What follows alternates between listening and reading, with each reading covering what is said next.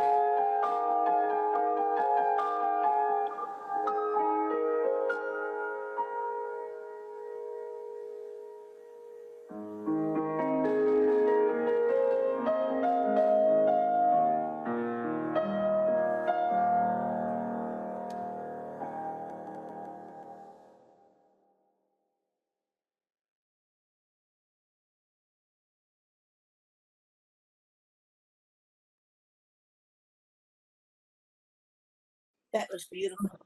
Thank you. Thank you. Thank you. Um, we'll probably play it again as the last thing, so it can be on there twice, and then maybe it won't have so many dingings in it.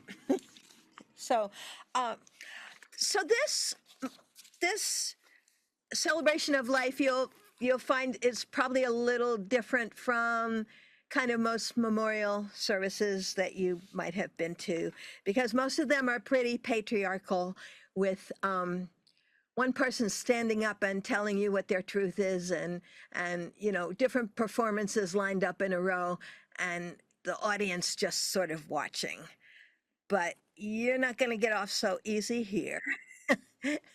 What we're going to have is we have a couple of special sharings by me and Tony and Kim and John, and then we're going to open it up to everybody, because that's the divine feminine way. Patriarchy is about there's one person in charge who knows everything, who tells all the peons the truth.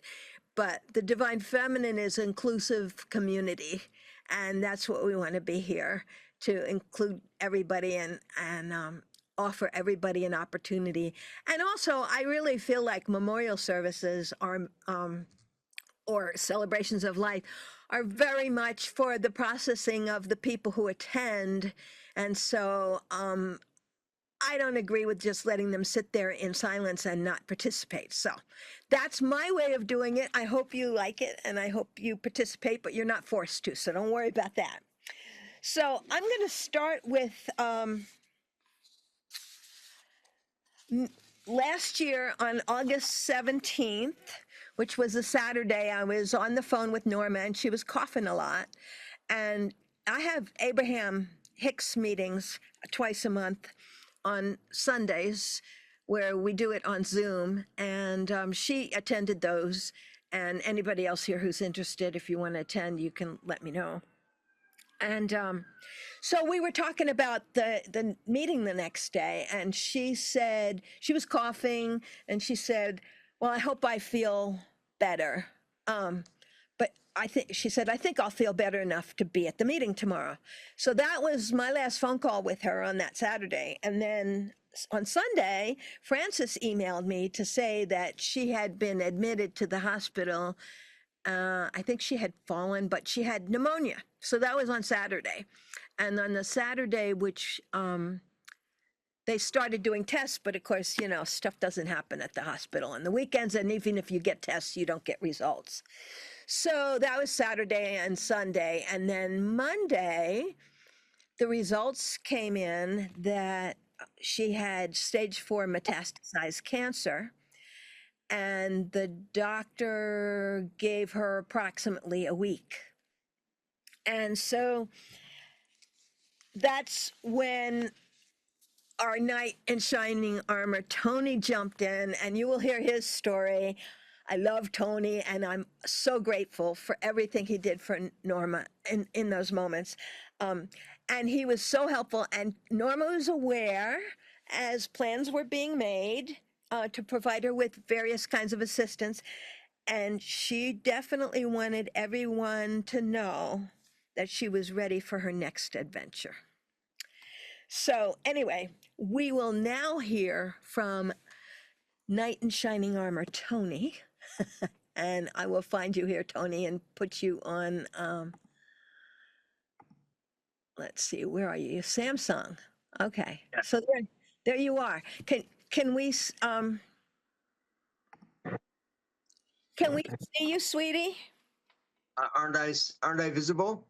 You are invisible. You Oh boy. you were visible a few minutes ago. Let's see if I can ask you to put your video on it, because that might. There you are. Yeah. Yay. Hey. Okay. So the floor is yours, darling. Thank you.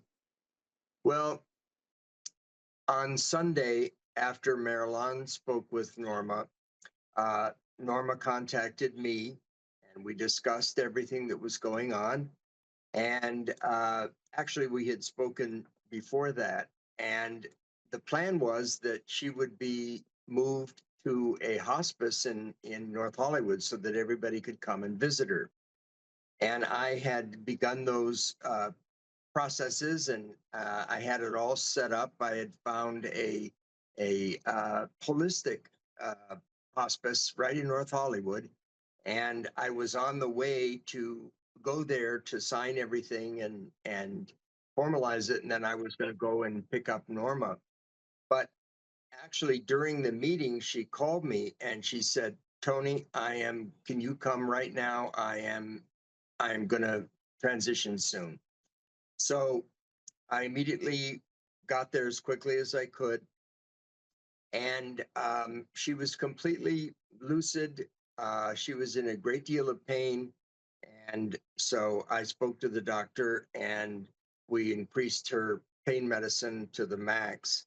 And I also, in agreements with Norma, asked them to withdraw oxygen, nourishment, and water, because she had told me when I got there, we had a talk, and she was expressing that this was it. She wanted to go quickly, and as far as the diagnosis, it turned out that she had severe lung cancer of a type that forms tiny little.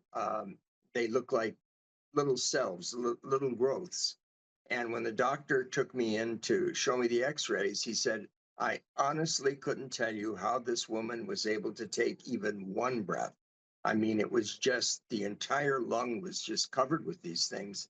And also, she had a tumor on her kidney, which was pressuring and kind of starting to grow into her spine.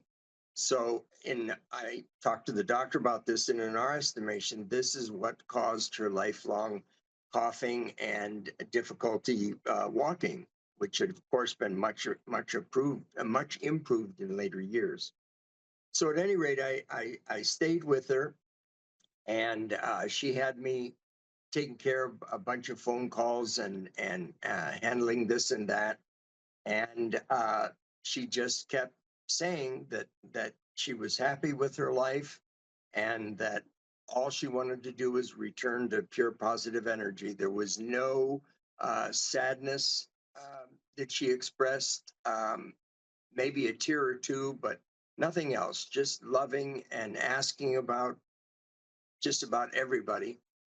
And so I had to get some rest, and I had went to sleep, and after about an hour or two, would have made it 4 in the morning, I came into the room, and they had put a breathing apparatus because she had such labored breathing, even though everything on the chart said not to do that. But the effect that it created was that she was pretty lucid, even with her pain being well taken care of.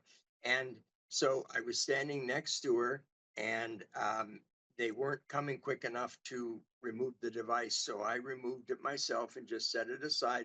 And then I took her hand, and she just looked up at me and gave a big smile. Uh, and that was it. She just, right after that, she closed her eyes, and it was over.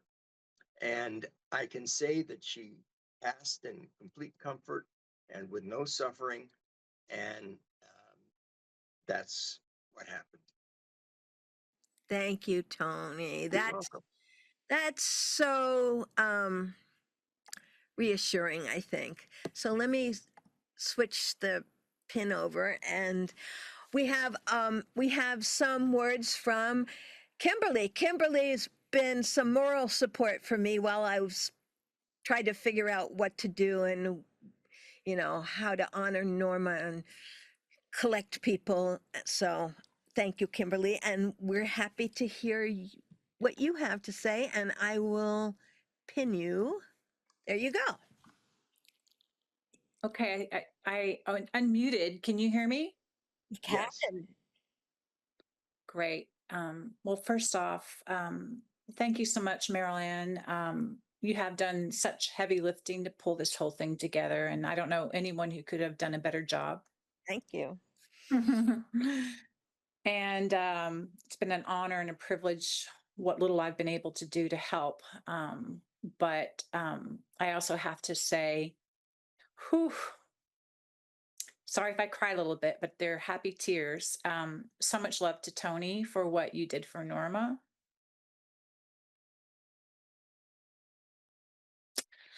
Love you so much, and I know you know that.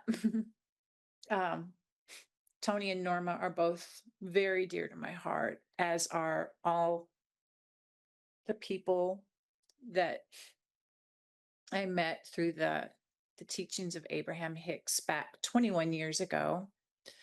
I had just discovered the teachings of Abraham in February of 2007, and very quickly got into a group with Licia, and quickly into Rich Yaker, who's another wonderful person who I'm so grateful for, and the community that connected us, and we're all bound by our heart and our mind.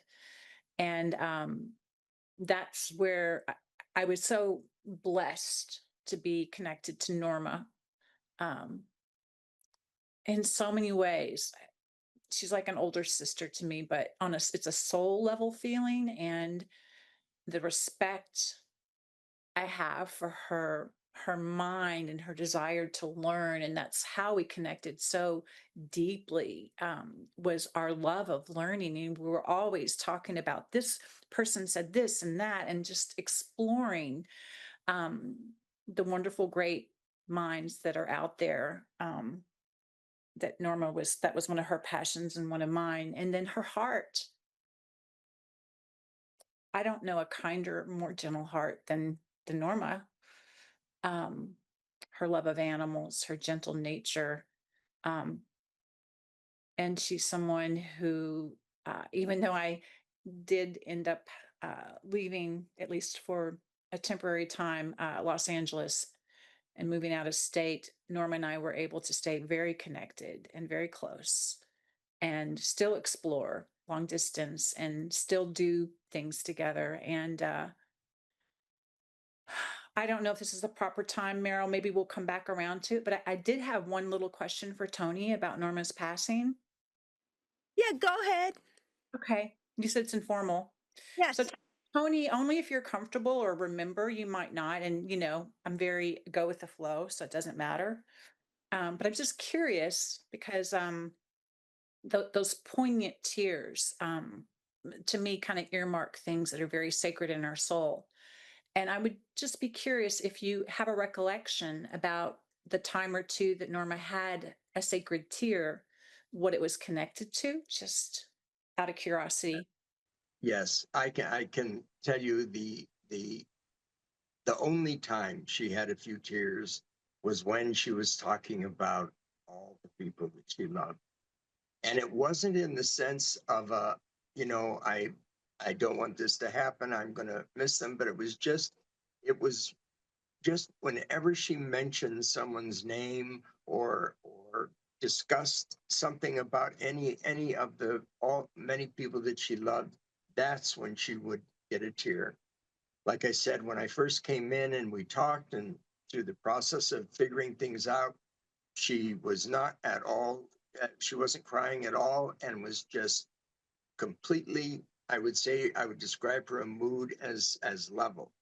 But whenever she spoke people's names in giving me instructions and so forth, many times she would get a tear. But that's the only time.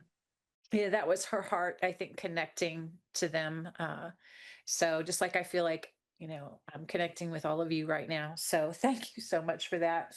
That was a great question, Kimberly. Thank you, Tony, for sharing that. That's Yeah, great. thank you. Thank you so much, Tony. Anyway, I just want to um, give the floor back, and just say thank you for everybody today, because so many of you, I've heard your names throughout the years, and I'm just so appreciative of this opportunity for me to honor Norma's life, but also put more of the pieces together. So thank you. That's cool. And I think you're going to be surprised because there's lots of different pieces um, that I was putting together in the slideshow that I thought, oh, these people don't know about this and these people don't know about this. So it's going to be fun. So, Just really quickly, I want to say one thing before I mute myself.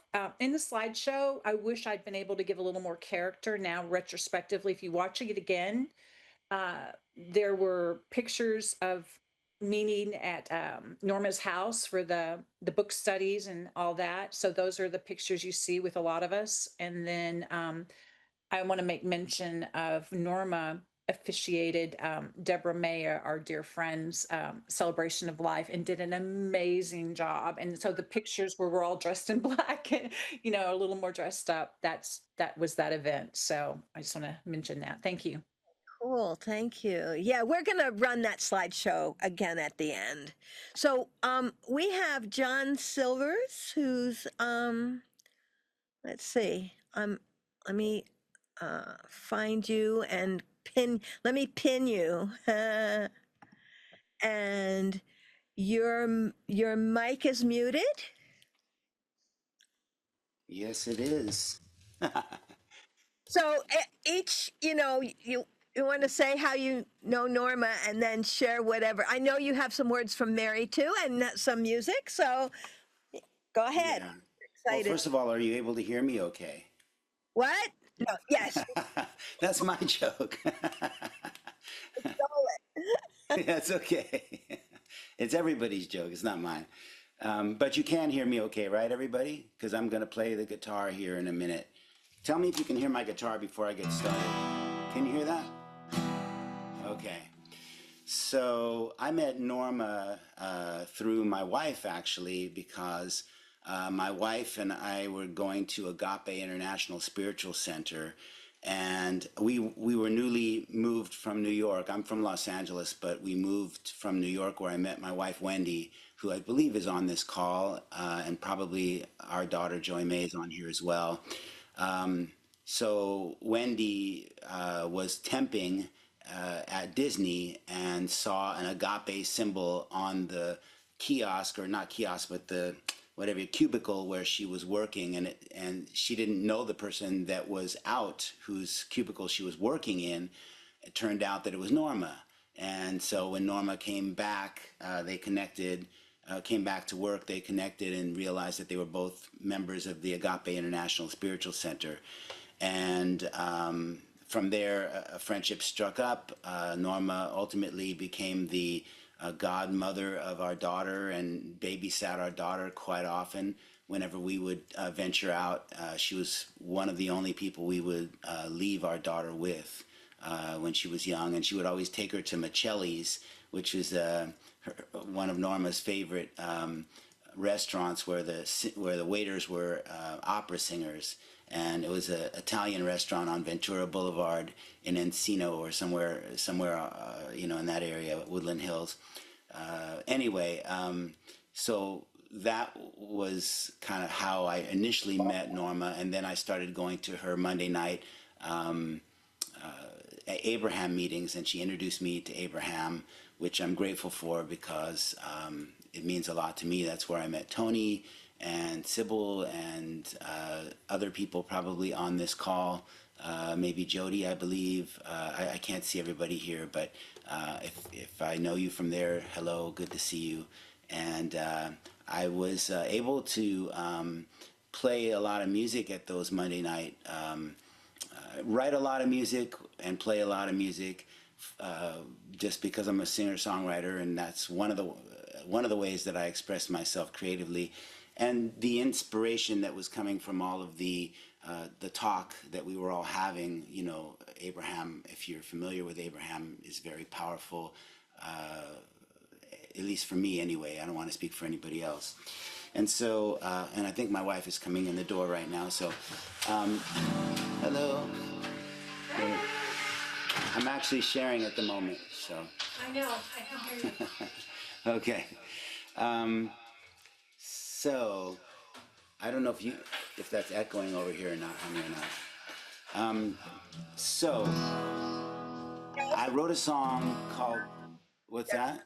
Yes, there was an echo. Okay, yeah.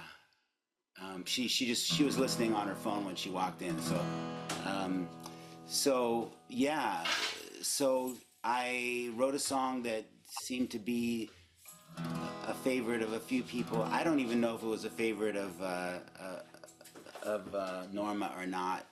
Um, I'll play the song and then I'll briefly just share something that Mari, her sister, shared with me yesterday on the phone because I did call Mari and you know she would love to be here. She's got some medical challenges of her own that she's dealing with, and if you ever talk to her sister Mari, you'd swear you were talking to Norma because she sounds exactly like Norma.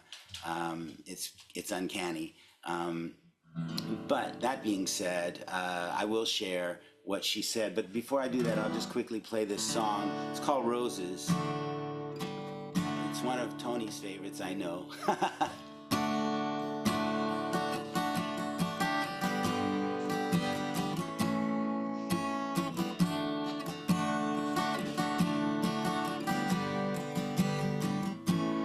There are roses growing where my heart has been cracked open.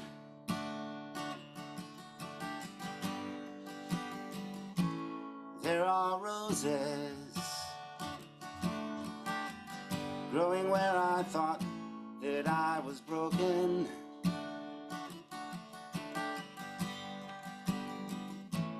There are roses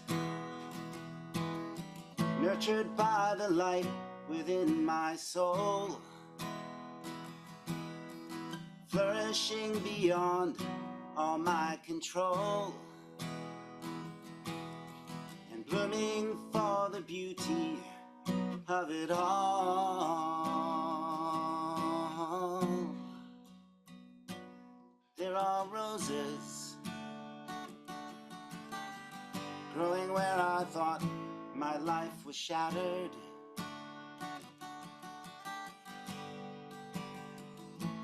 There are roses growing where I thought that nothing mattered.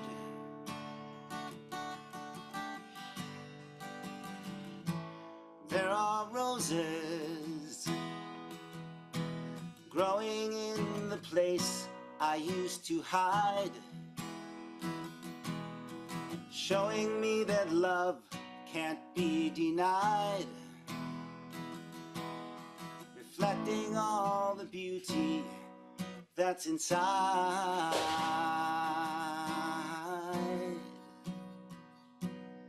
I see roses growing in the wake of devastation.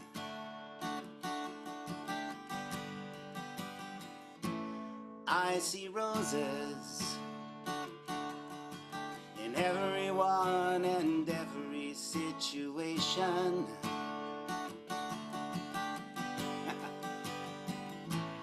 I see roses, 'cause roses are what I am looking for. And though I know they've been here long before, the more I look to see them, I see more.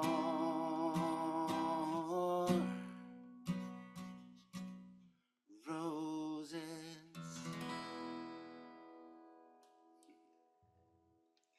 All right. So thank you, everyone. Thank you. Thank you. Um, yeah.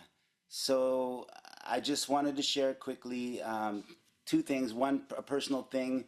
When I first learned about, it's just a funny thing. When I first learned about Abraham from Norma, there's a saying in Abraham that you never get it wrong and you never get it done, which to me means that whatever you did, you got a chance to do it more and again, and it's always going to be okay because you never get it wrong and you never get it done. Only thing was is that after Norma told me that, I somehow thought it was you never get it right and you never get it done. And so one day I came to her and I said, Norma, I don't understand. I mean, what what am I supposed to do? I'll never get it right, and I'll never get it done. It felt like I was doomed for eternity. And she laughed and laughed and laughed, and she said, "Oh, John, it's you never get it wrong, and you never get it done." And I was like, "Oh, well, that makes more sense." It was like one of those Rosanna Dana moments, where you go, "Never mind." So anyway, I was able to be there right after Norma passed away. I was trying to get there in time before she passed. I walked into the hospital a couple of minutes after she passed, and was able to see her very peacefully there. And thank you, Tony, for everything you did, and everyone else who supported Norma, not just during that time, but throughout her lifetime. I remember moving her out of her place in North Hollywood, which was quite emotional for her and quite a whirlwind of a situation for me and those others like Jeff Keysbury, who may be here, and others that I know were there helping her at that time. So for Mari, her sister's name is Janet Mari Eckroate, but she goes by Mari. And she'll be the first to tell you that she and Norma didn't necessarily always get along that well. There was a sibling thing going on there that I don't know the details of. But other than the fact that I do know that Mari loves, you want to jump in here real quick? Sure. This is my wife, Wendy. Um, I know that Mari loves Norma immensely, and regardless of whatever may have been challenging for them as far as being sisters and sharing their love, there was great love there between them and still is. So what Mari wanted me to share was, first of all, that she's grateful for all of the friendship that Norma had with all of us, and those who couldn't make it here today on this call. She's very grateful that Norma had all of us in her life, because Norma was so far away. Mari lives in New York, and so she was wanted to express her gratitude to everyone for that. Also, she wanted everyone to know. Well, I can tell you that she has Norma's ashes. I sent them to her, so she's in possession of them, and happy to be in possession of them, and sad about her sister's death.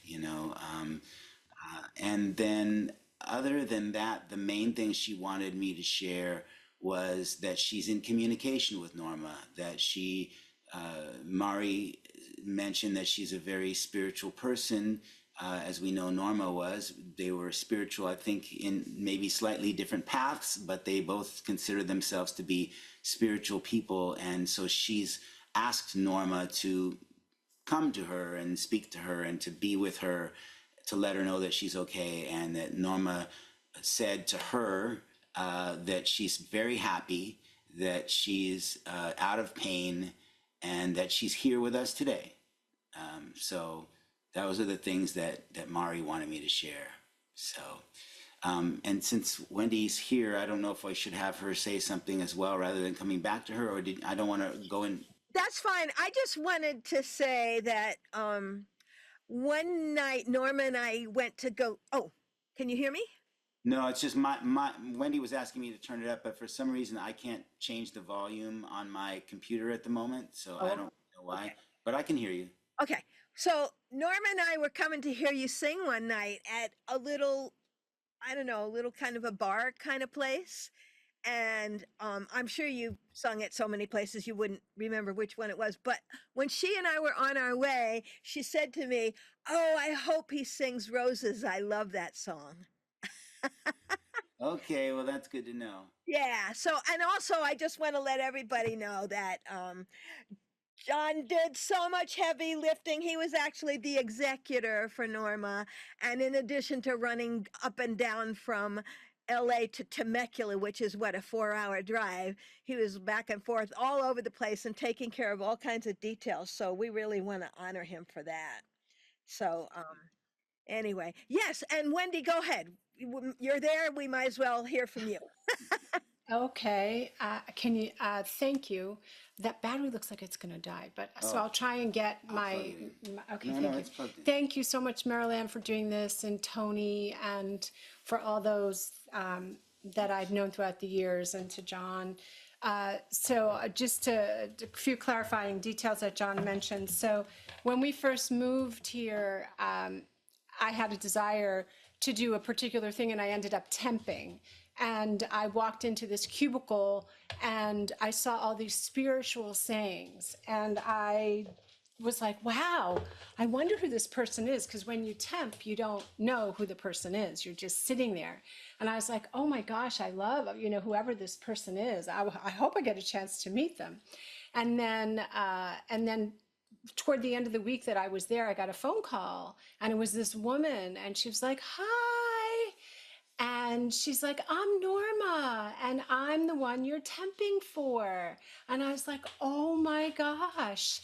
And we started chatting and I'm like, I love the sayings that you've posted in your cubicle. I'm like, do you know about this place called Agape?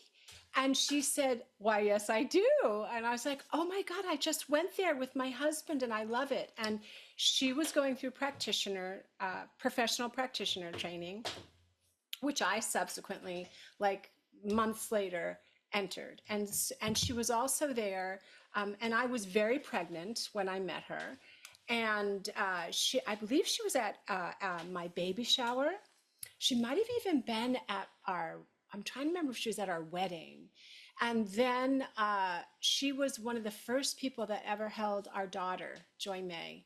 And John and I felt very called to have her be Joy May's godmother and be part of the God family. And so she was an integral part of our lives for so many years, so many holidays. Marilyn, when you moved away, we would be there for, I don't know, Christmas or Thanksgiving or a gathering. And, she was just part of our little God family. And then when she moved away, and then, her interests and my interests were, not exactly the same, and, but the same, love. And so, she never really talked about what was going on very much.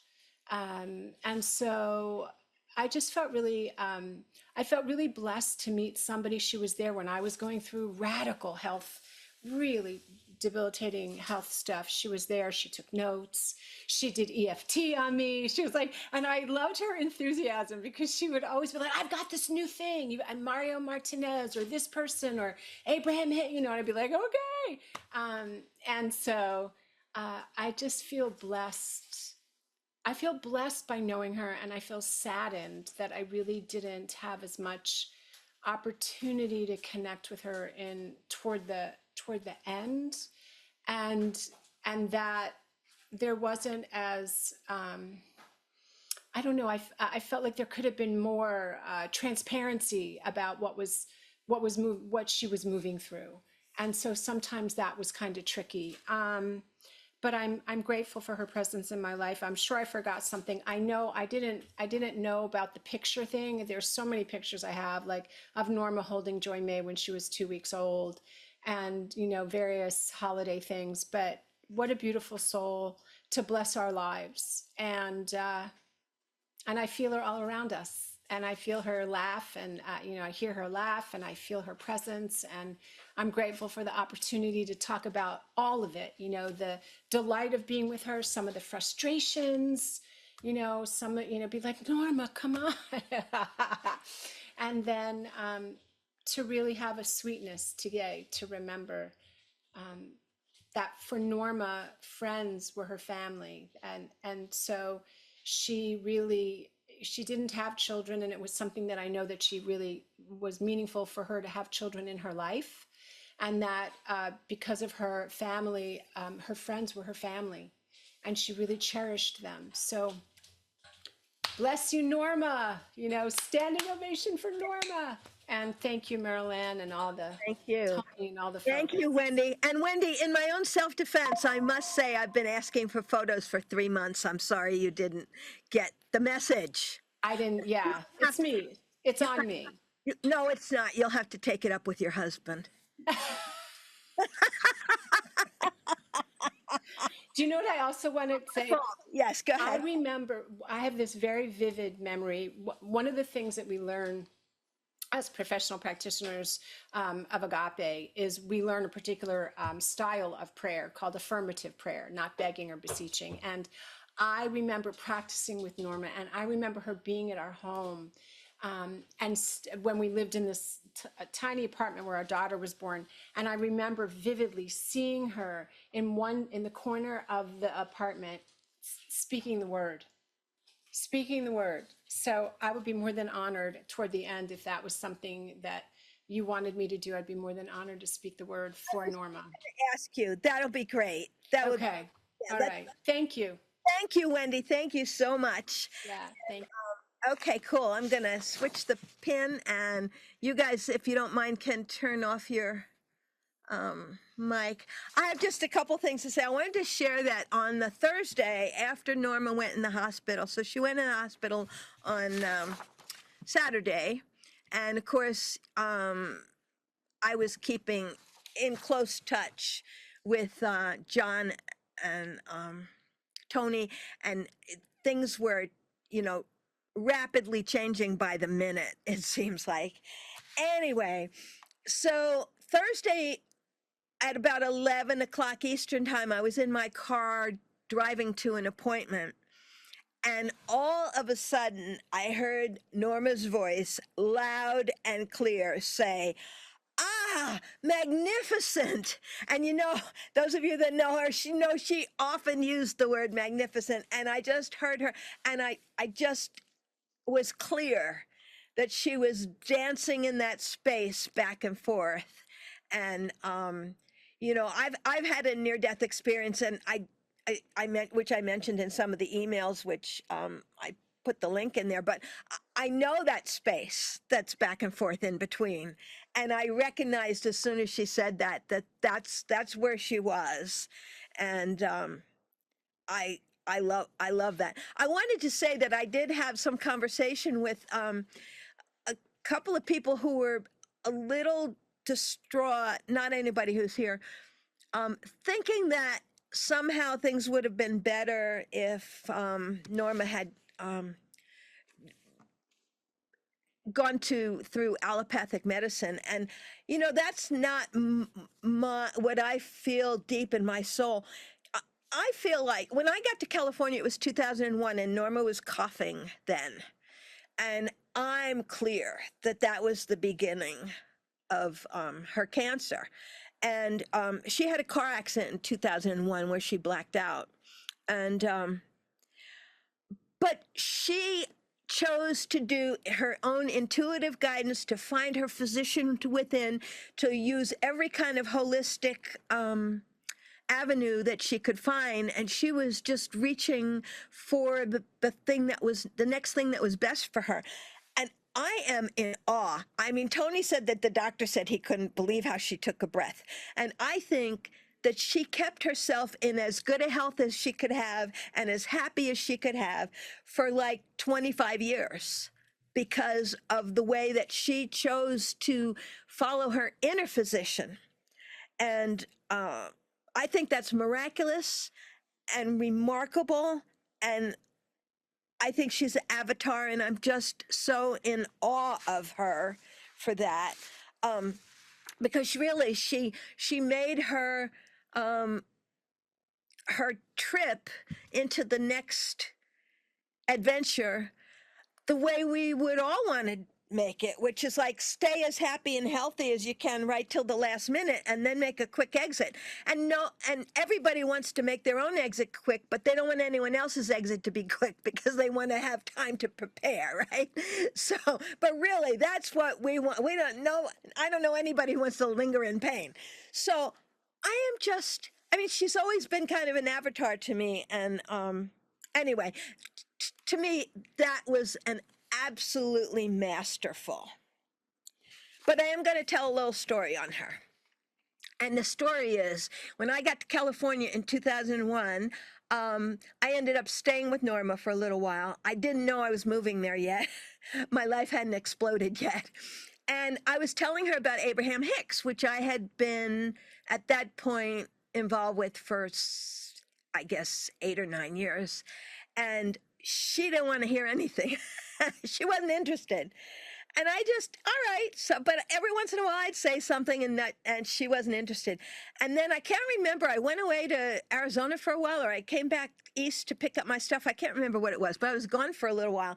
And when I came back, she was like, guess what? I found Abraham Hicks. And I'm like, no, I've been trying to tell you, but that was so much fun when she found a new, spiritual message that made sense. She jumped right in and many of us here really enjoyed going to her house for meetings. So, anyway, so next we're going to open this up for anybody who'd like to share. I want to tell you, I can only see a few people on my screen at a time, so I have to keep scrolling back and forth. But if you want to raise your hand, and I'll call on you so we don't have everybody jumping in at once. And we don't really have a time frame. We don't. It's not open ended, and we'll just share how, as long as people want to share, and then we'll do the slideshow again. And John, if you happen to have another song, we can do that. And if not, that's okay too. But either way, I think we'll let Wendy pray us out at the end. Okay, so we got Penelope, and I will. It takes me a minute to switch spotlight. Let me spotlight you. Okay. Okay, thanks. It's really nice to see everybody here because Norma introduced me to John and Wendy, and listening to Wendy's story. Norma was also Jasmine's godmother, my daughter's godmother, and I totally understand. Let's. I split up with Jasmine's dad. I moved to Virginia Beach, and my mother, who some of you know, my mother Diana, introduced me to Norma. And instead of asking one of my girlfriends that I had known for 10 years to be Jasmine's godmother, it had to be Norma because she just was the right person. And she had the right heart and the right love. And then she had the nerve to move to LA. So I went to Agape when I was out there. I mean, she introduced me to Agape. And so let's see. And then, as you saw in some of the pictures, that she officiated one of my weddings. My husband and I also had a Elvis wedding in Las Vegas. And it's kind of funny because when I was looking for the Elvis wedding situation, there's several of them, and I found the one that had the best personality. And my husband, who's Canadian, thought that there was only one Elvis that did weddings in Las Vegas. So um, I also very much appreciate. I think it was either Wendy or John that said something about a conversation with her sister. I never talked to her sister Mari, but while I've been watching the picture show, the stream of images, um, Norma came, and as I said, my mother Diana introduced us, and my mother passed a couple of years ago, and she constantly visits me, as particularly when I talk. And so both of them were here, and I start crying, and I'm on the phone or on a Zoom with people, and the subject of my mother comes up, and then I start crying, and people are like, "Oh, Penelope, I'm so sorry." It's like, no, are you kidding? I just love, love, love that I feel the loving presence of my mother. And those of you who know her, she had a very dry British sense of humor. And so sometimes she just says very British things and just cracks me right up. Anyway, And my father also visits me from time to time, but not as much as Diana. And um, my mother introduced me to Abraham Hicks, and she started doing Abraham Hicks meetings in Virginia Beach many decades ago. I'm going to say at least 35 years ago, because Jasmine is 35 years old. And I am so grateful for Norma. I'm so grateful for everybody here and this opportunity to honor her. And so thank you, Marilyn, and thank you. And Mary, Joey May, I haven't seen you in many, many years. And so it's wonderful to see the beautiful woman that you have grown up to be. Anyway, God bless everyone. I'm out. We can't hear you, Marilyn. You're muted. We still can't hear you. You're still on. My microphone disappeared. Go figure that. Okay.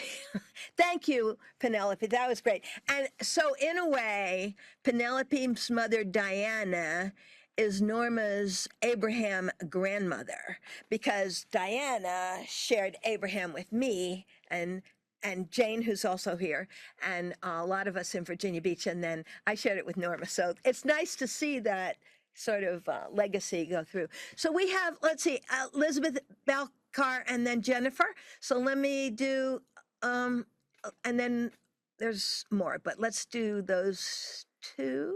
And let me spotlight. Okay, Sybil. Okay. Oh, wow. Lots of hands went up. Okay.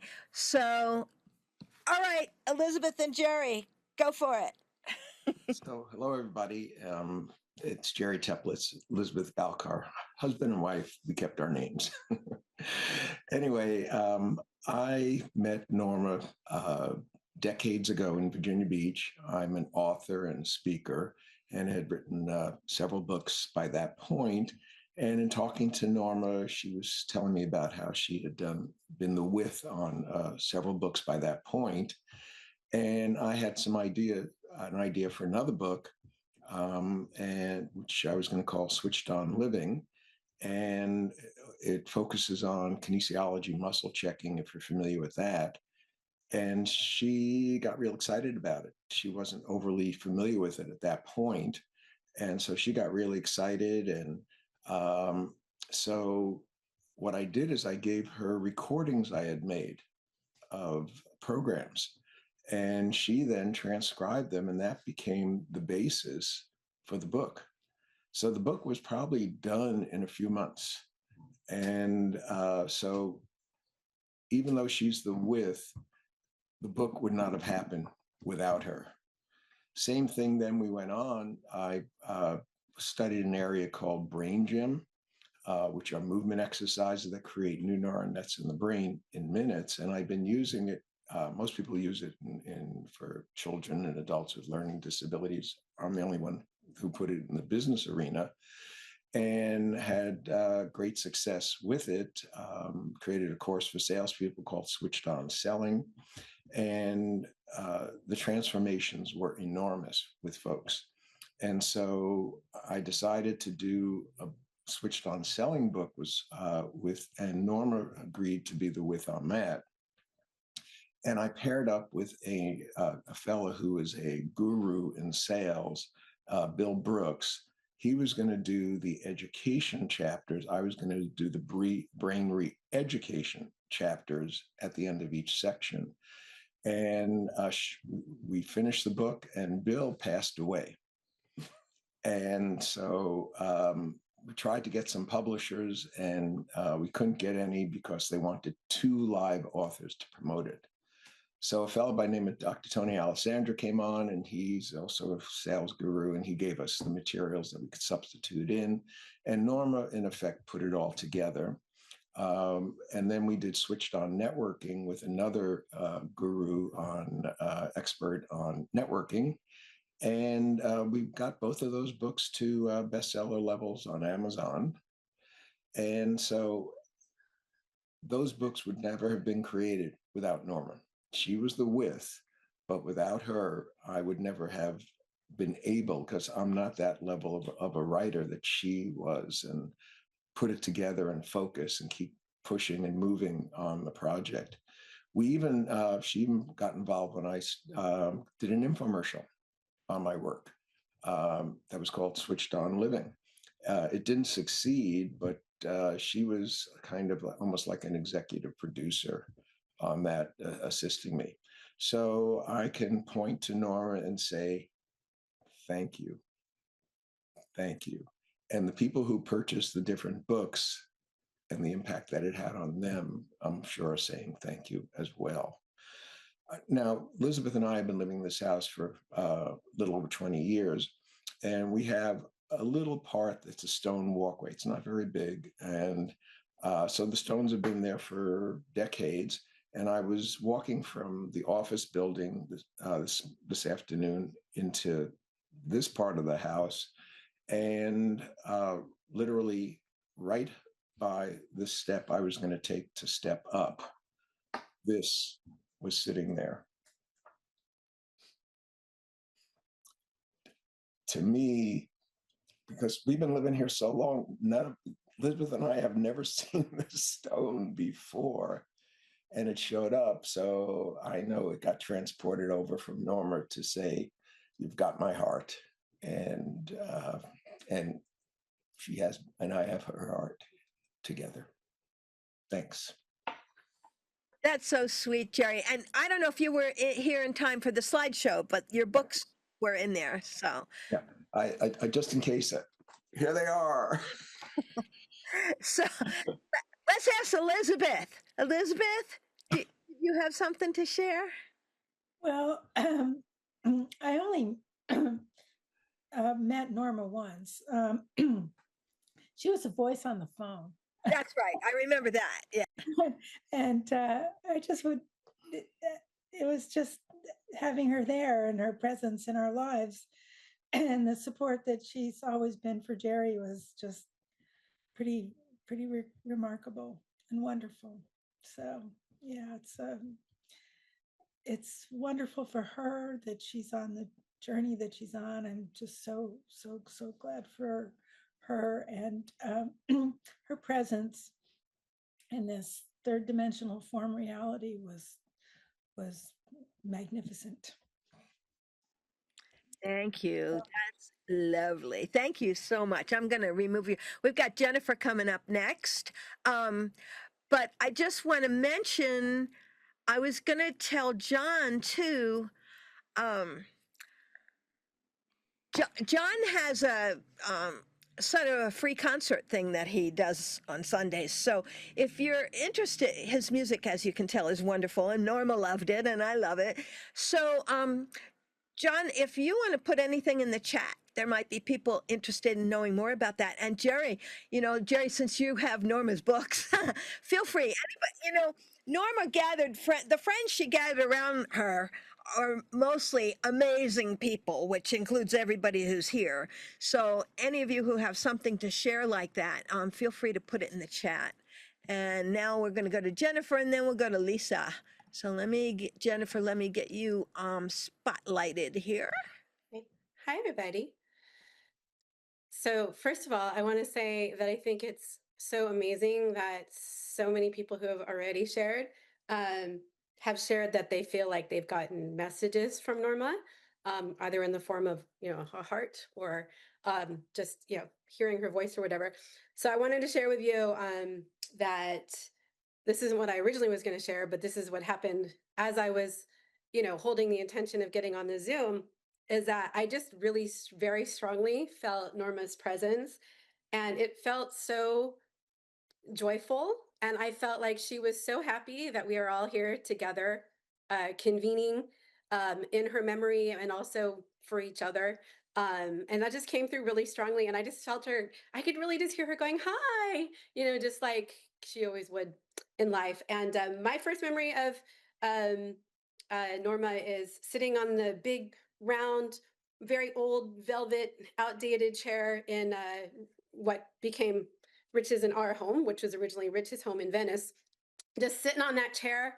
And, she was just always so joyful. She was always laughing about something. She always had some beautiful gratitude to share. She just always was able to find the gratitude. And that was just so lovely about her. It just shows what her heart was really like. And the memory that came to me most um, to share about, just to, as really just illustrates who she really was as a person.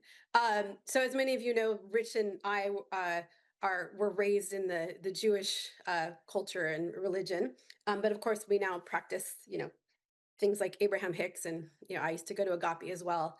And at one point, I ran outside and I said, "I know what we are, honey." He's like, "Huh?"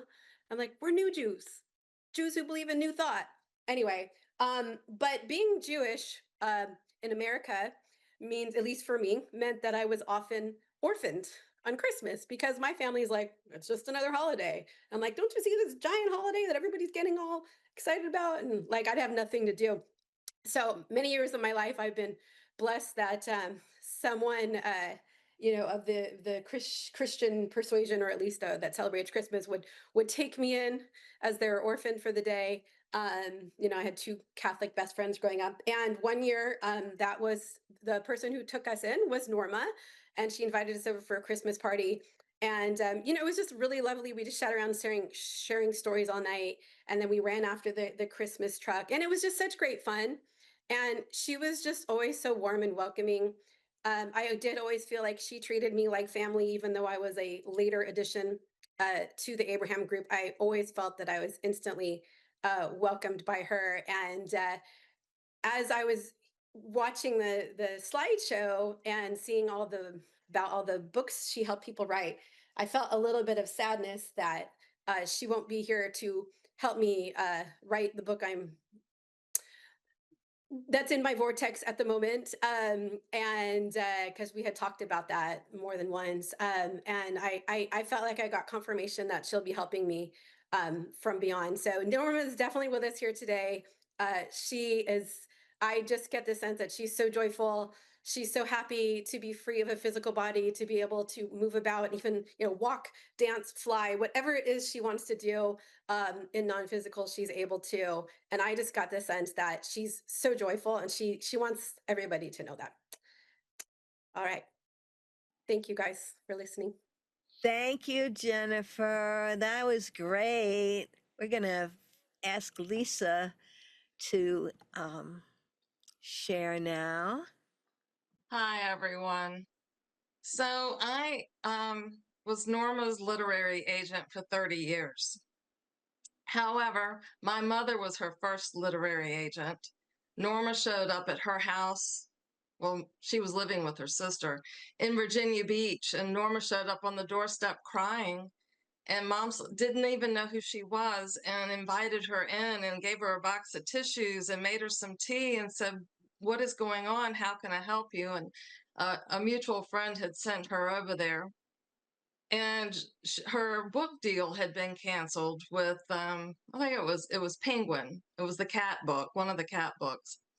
So Norma and she came up with a letter to write to the publisher. Now, my mother knew nothing about publishing, being a literary agent. But after Norma left, she went to Borders in Virginia Beach and got a book on how to be a literary agent. So Norma came back the next day and brought a letter that Norma had written, but with my mother's name on it. And so mom's like, "Okay, I'll do this, but this is really not what I do." And so she signed it. Norma sent it off to New York. 2 weeks later, my mother's home. She gets the phone rings, and this guy with a New York accent is screaming at her, "Who the hell are you? And what are you doing?" And of course, my mother, being the nice Southern woman that she is, was held the phone like this and came back and was like, "I don't know who you are, but you can't speak to me that way." And she ended up getting Norma a much better deal for the book, and Norma was so grateful. And my mom thought, well, this is a really interesting career twist. So then my mom ended up going to New York, becoming an agent, and in turn taught me how to be an agent. and Norma was my first client, the first book I ever sold. And in all of these years, so it's been a little over 30 years now, I never ever got to meet Norma, but I talked to her on the phone all the time. She was helping some writer, asking me questions about a writer. She was right, this was my first book, The Dog Whisperer, with her. We redid The Natural Cat, but she was absolutely wonderful and good as gold to me. And I always enjoyed our conversations every time she would call or email.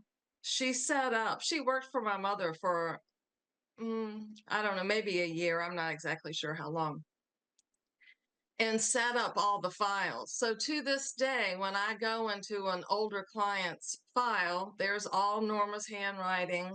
She's a part of my life every day. And hearing all of your stories so far, and I can't wait to hear more, is so touching because I loved her from afar and she was so kind to me and helped me learn how to be an agent and guided me and showed me what a real ghostwriter or co-author, did. Thank you, Meryl Ann, for putting this together. Tony, thank you for sharing your story. That was really powerful and moving. And John, it was good to speak with you after Norma passed. And if you need anything, just let me know. Thanks, everybody. Oh, thank you, Lisa. That was great. I did not know that story of the beginning with your mom. That is, Well, it's very long and involved. I gave you a very brief overview, but it's funny. And it's on my mother's website, thesandramartin.com. But it's a cocktail story. We've told that story 1,000 times. wow, that is so cool. Yeah. Lisa's a publisher, and I'm working with her right now. So, Lisa, go ahead and put your stuff in the chat if you want. Okay, I sure will. Thank you. Group of extraordinarily creative and intelligent people in here. So it's good. Yeah. Norma's bringing us together to connect with each other. So Yeah, thank for you. sure. Okay. Thank you. We're going to go to Jane next, and then Jeanette, and then Teresa. So Jeanette, let's see, let me get to Jane, let me spotlight you. There you are. We see you. Yay. Hi, hi. Well, first, I want to say that I met Norma in 1987 and kept in touch with her ever since until the last couple of months before she passed. We we didn't make connection a couple of times. I mean, anytime either one of us would call each other, we'd just be right there and then talk on the phone for a couple of hours. and But the last couple of months we missed connections, and I was in the hospital at the same time as Norma was when she passed. Meryl Ann, I don't think I actually told you this, but yeah, I was in the hospital with a very severe case of diverticulitis. And by the time I was able to talk to her, she'd passed. So I did a bit of grieving there for myself, but knowing that she knew exactly when the right time was for her to go. But anyway, so it's so wonderful to be on this space with all of you people because there's so many of you I know, both from the Virginia Beach connection and from Los Angeles, and so it's very heartening to see all of you, and I just have to, I have to speak to you. I have to say, Marilyn, Norma was one of the Virginia from Kansas City in 1987, and you were not far behind. That's for sure. And and of course we've kept in touch all these years. Penelope, I used to love having afternoon conversations with your mother over a little shot, little shot of sherry we would have.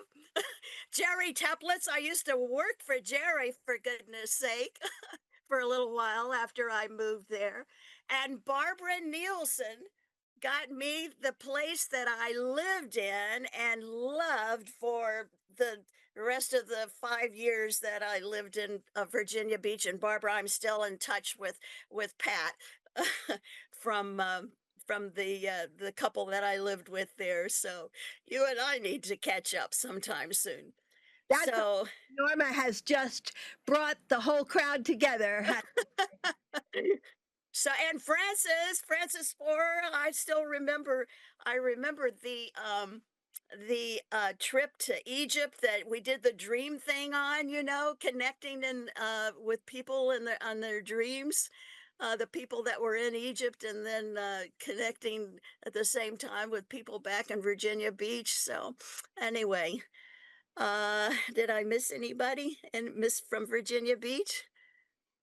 And so anyway, then I want to say hi to folks in LA. So I lived with Norma for a while in Virginia Beach. And my gosh, there was all this coming and going. And Francis, I remember you with this as well. People would come and stay for a couple of weeks and then they'd go, or they'd stay for 6 months and then they'd go, right, Barbara? And then but every time anybody left and they were on their way out of Virginia Beach, Norma would take everybody who was there outside, and when they got in their car and they were on their way, the last thing we would do is everybody would stand and sing happy trails to you. That's cool. That's cool. Thank you, Jane. Yeah, I was living with Norma, and when Jane came to visit, we all went out and had fun. That was great. Yeah, so LA people, John and Wendy, hello. Wendy, I see you. Um, Giving agape services from time to time. Love it. Love it. Still being able to be connected with that. John, I love your music and was so glad to get to hear it in person several times when I was in LA. I did Tony leave? I think Tony's left.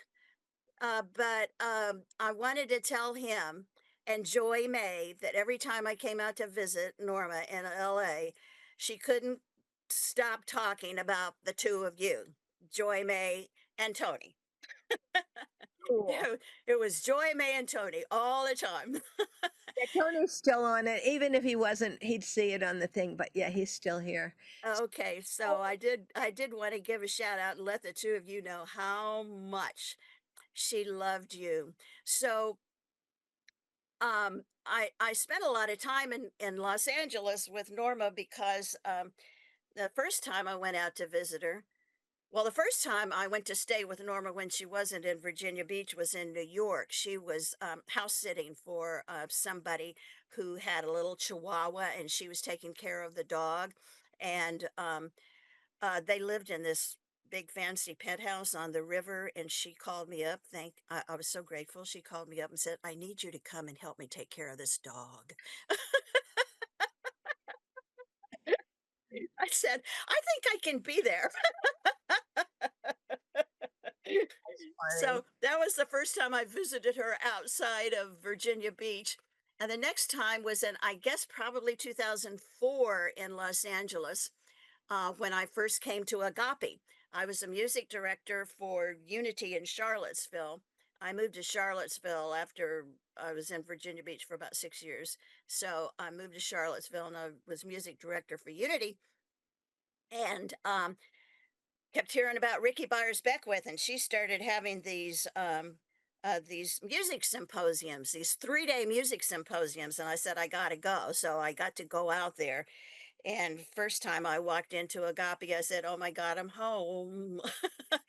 I am home!" And it was just awesome. But I stayed with Norma, and then.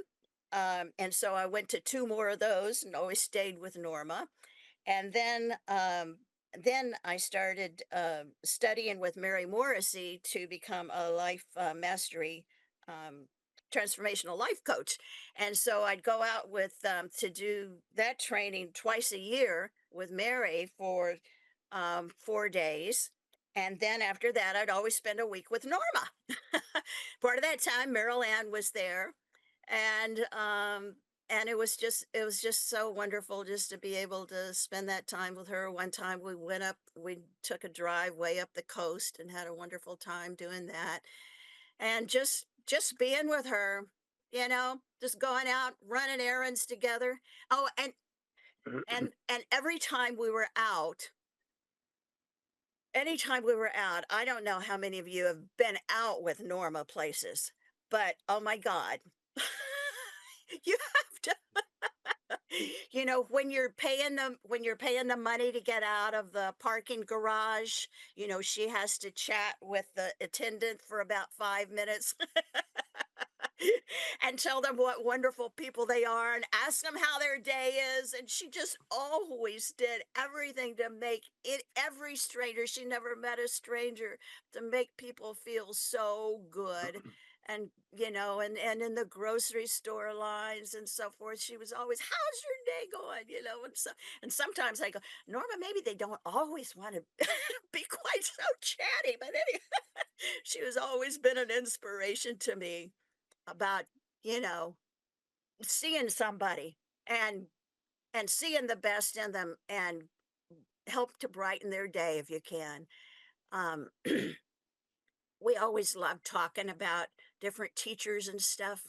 And she'd always, what do you think about this one? Or what do you think about that one? And and I loved having conversations with Norma about the different teachers and new people that we would learn about. And I never followed Abraham as much as she did, and as much as a lot of you did.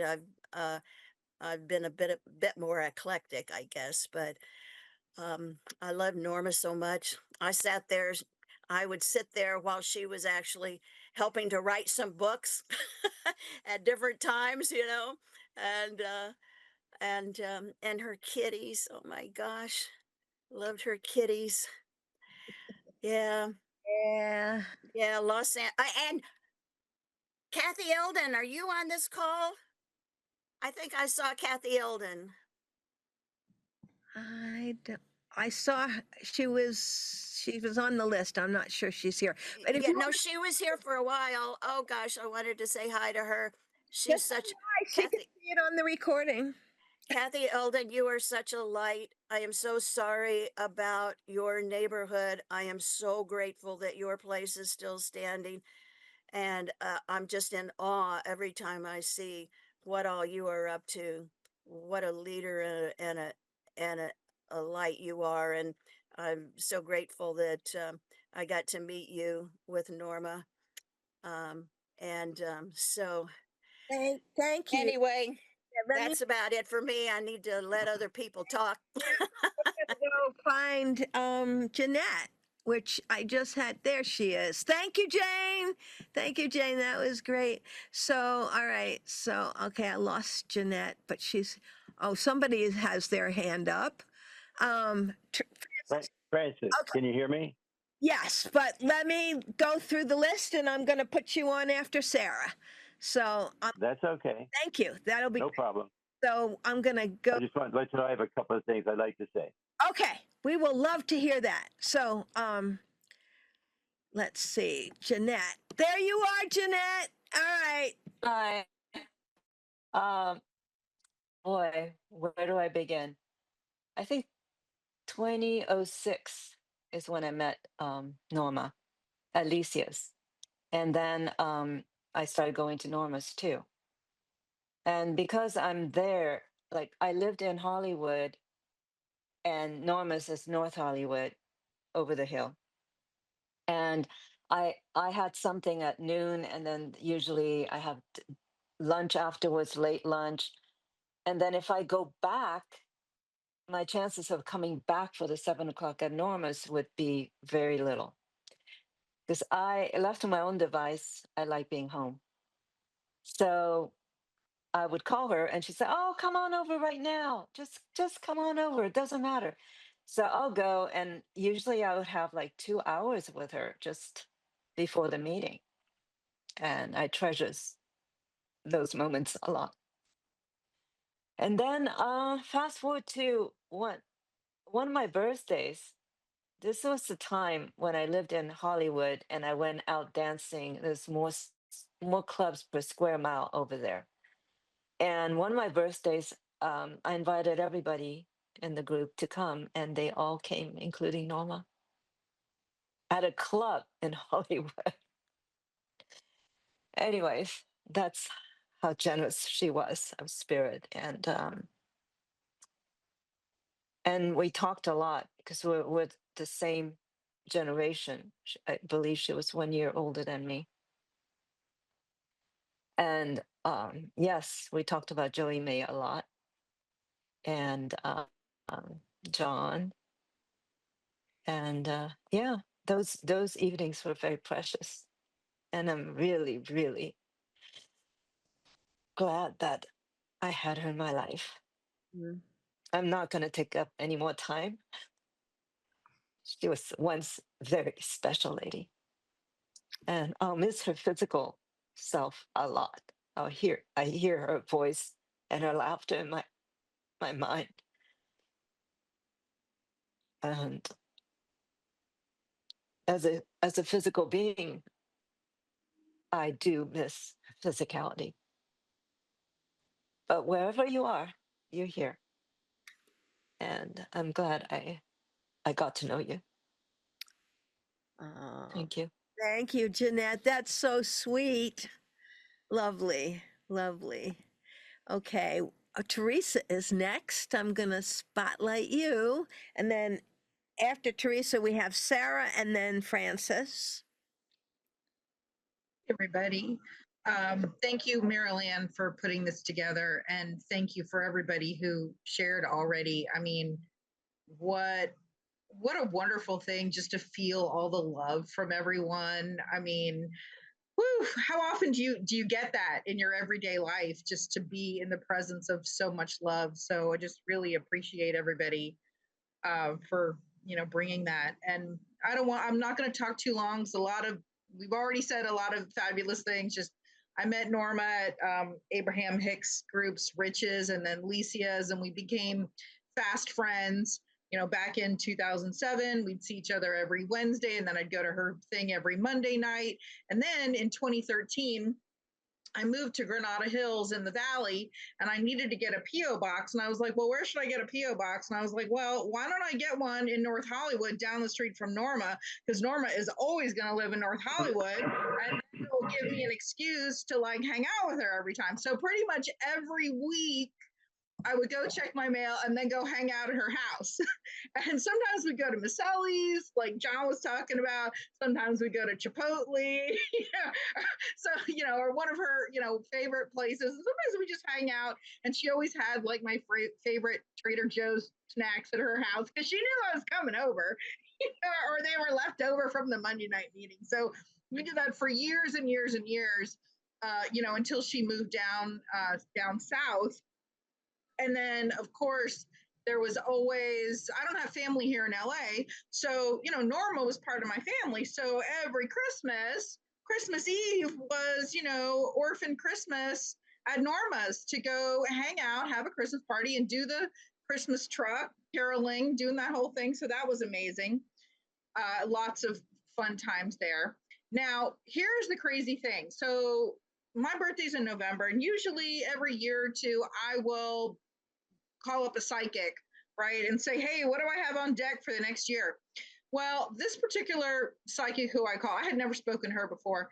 And I said, hey, I just want to know what's going to happen for me in the next year. What does it look like? Whatever. And she goes, I don't normally do this because I charge a lot more for mediumship, but you have somebody who wants to talk to you, is dying to talk to you, and she's coming through, and her name starts with an N. And I'm like, oh my gosh, that's a friend of mine. She goes, yeah, she just passed like a few months ago. I'm like, she passed in August. And she said, well, she just wants to send you tons and tons of love for starters. And then the second thing is she wants to tell you, you need to start purging your apartment and get rid of all your crap and get everything out because next year you're going to be moving. All right. How was I, whatever. I said, okay, well, thank you for that. I mean, so cut to now. the crazy part is I have bought a condo and my apartment complex is getting renovated. So she was right because I've had to purge all my stuff to get ready for this apartment complex thing where they're going to move us to temporary housing while they box all our stuff and put it in storage, while I'm also going to have my condo renovated and then move into there. So she knew from her pure positive vantage point that I needed to get my act together and start purging my apartment. And that was long before I had even figured any of that out. So anyway, it was pretty fun. I wanted to share that, but also, you know, that came through that she just wanted to send just so much love, so much love. So anyway, I'll end there. Lots of love to everybody here, and thank you for all the fabulous stories. Yeah, take care, everybody. Thank you, Teresa. That's great. Thank you. We got let me get Sarah. All right, let me find you, Sarah. Oh, where are you? You must be on page 2. All right, let's see. Um there you are. Thank you. I was gonna say. I wanted to help you. Yeah, there you go. And then after Sarah, we have Francis. So go right ahead, Sarah. Okay. So I'm going to share with you about a whole other chapter of Norma's life. Her life, really, when she was very focused on and in love with working in the theater. So I go back probably longer than anybody but Mari in terms of my friendship with Norma. I met her in 1970 when I was in a season of singing and acting and dancing, in a whole season of musicals and straight plays at the Canal Fulton Summer Arena in Canal Fulton, Ohio. And there was this, we were all kids then. We were in an equity company, but we were really young. And there was this young woman who lived down the block. And when I say block, it was down the road.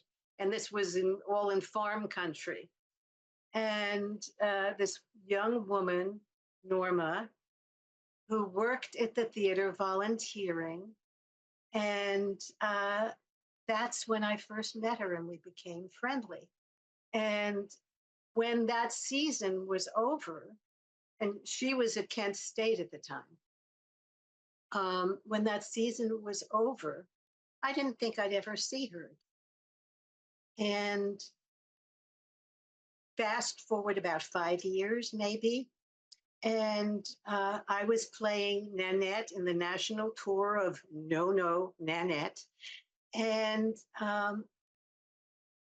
Marilyn Scott Murphy, who had also been an actress with me at Canal Fulton, and was playing Betty from Boston in the same touring company.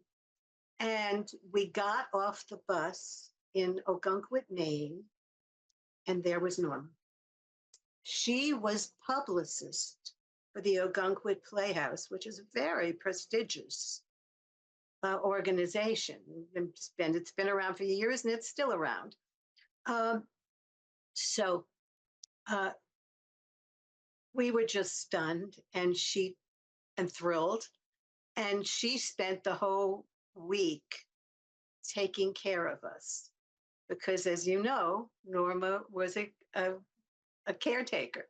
She was a caregiver. She was just loved being there for people. So she made our lives so wonderful that week in Ogunquit. And from then on, we were dear friends. In fact, I still think of her as one of my dearest friends.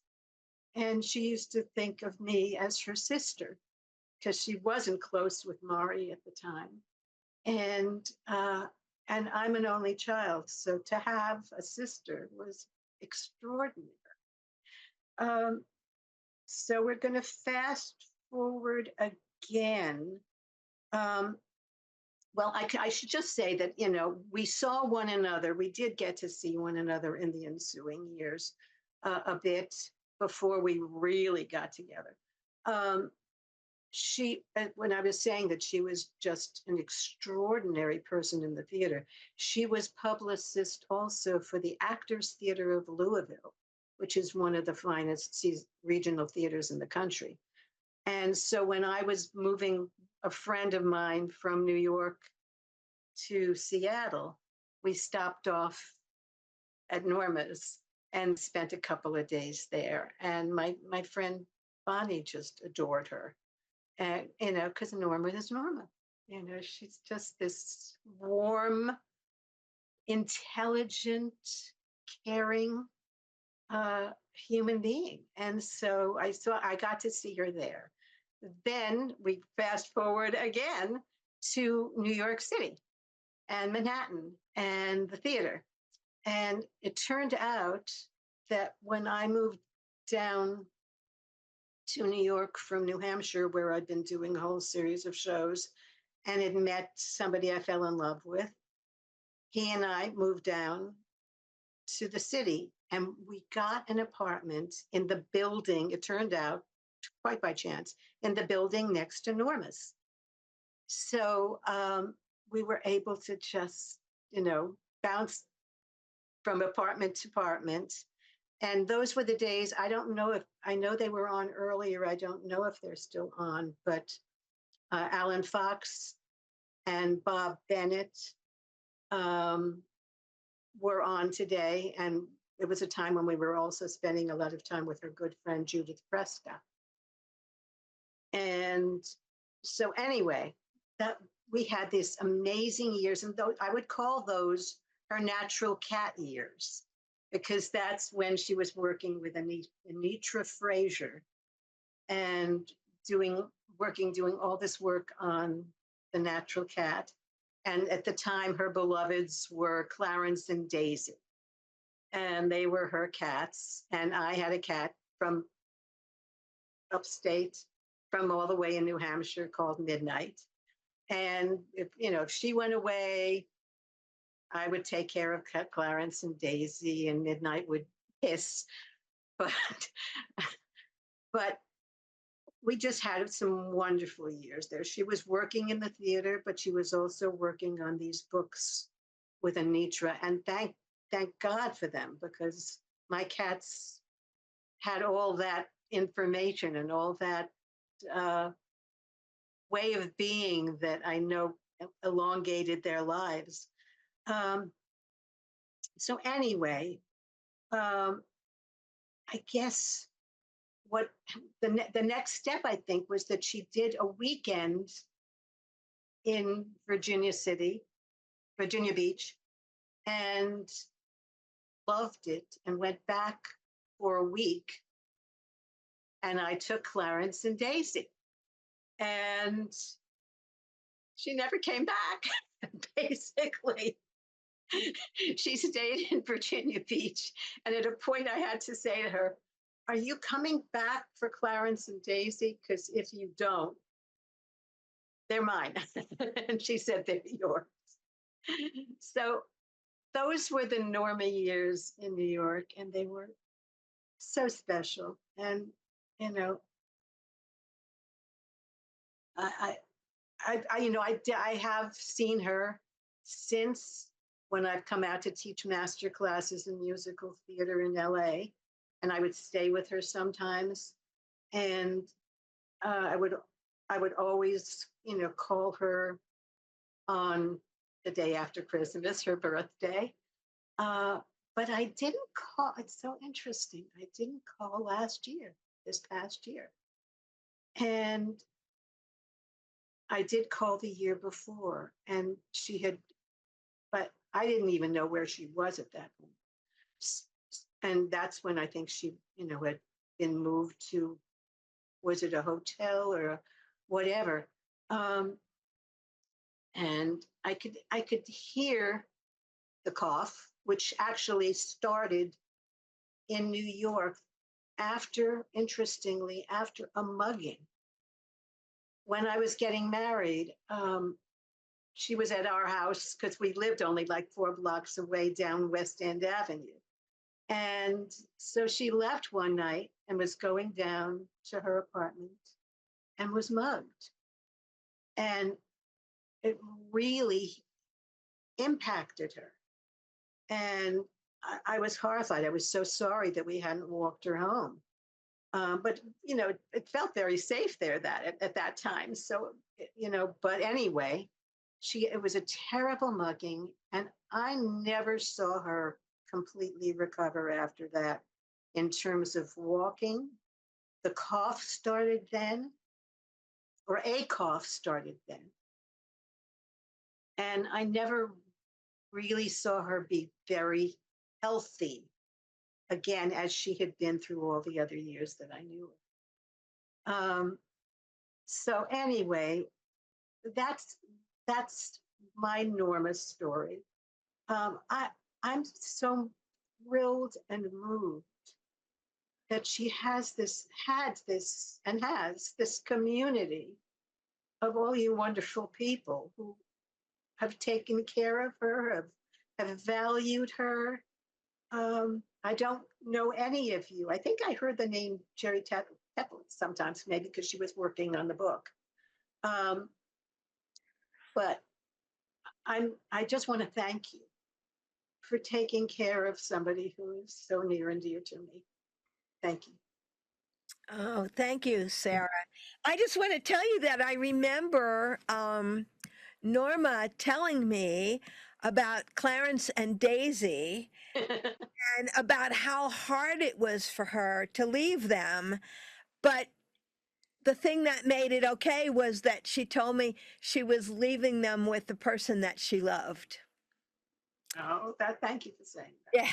So, but I didn't know it was you then. And of course, I had heard about you in the theater in Ohio too. I didn't remember your name, so I'm so happy to meet you. So that's wonderful. It's lovely to meet you. Thank you. We've got Francis waiting. Let me find Francis on the thing. I don't think I see anybody. There you are. Thank you, Francis. I don't think I see anybody else's hand up, but while Francis is talking, if anybody has a last minute thought, go ahead and put your hand up. And if not, you know, we'll be wrapping it up pretty soon. Ah, Joey May, of course. All right, Joey May, you're next. Okay, Francis. All right. Well, I almost didn't make it here because I hadn't done Zooming for so long that I had to resubscribe and start from scratch and go back and forth, and it was terrible. Anyway, Norma must have helped.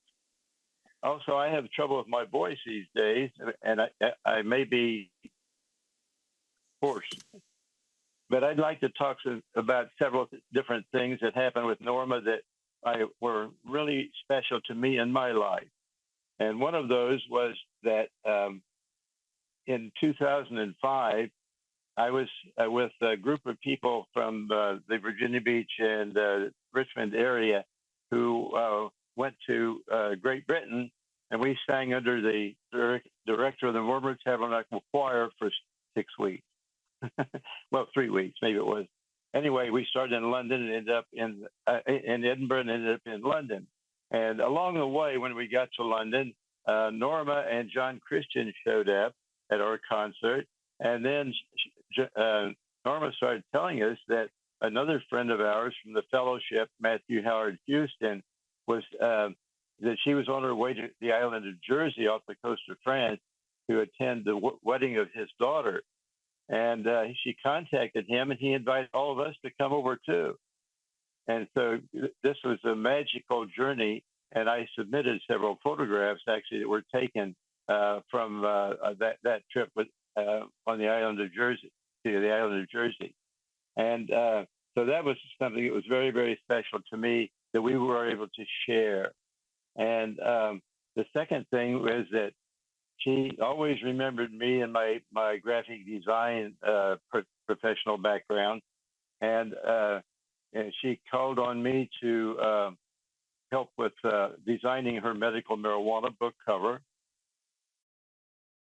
And also there was another lady who did it, one of the in the Natural Cat series that she had me help with that, and then there was also a a guy whose name I can't think of right now, but he called himself the original dog whisperer, and he was putting out a series of DVDs on dog training, Francis, and so Francis, that's Paul Owens. I just want to interject that. yes, that's right, Paul Owen. And so she had me work with him and design the cover to several of his DVDs. And also there was a book on this lady who developed a new way of introducing Santa Claus to kids. Both, yeah, you know what I'm talking about. It's a remarkable book.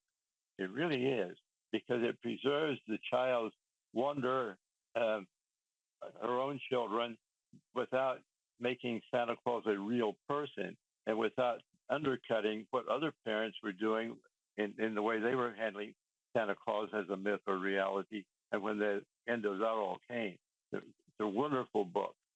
And so all of these were very welcome financial support things. And I was very, very grateful for having those extra projects to be able to share all of that. I'd like to say that it's been wonderful to see old friends on here that I haven't seen for many years. Oh yeah, there she is, and to hear from all these other people that are so intimately related to Norma, with the wonderful stories that they've shared about their experiences with her as the person that she really was. So thank you, thank Norma. I feel Norma's presence occasionally myself, and talk to her and get reassurances that she's having a great time. Okay, thank you. Thank you, Francis. And I think I was living with Norma for a while. I was on her sofa. Yes.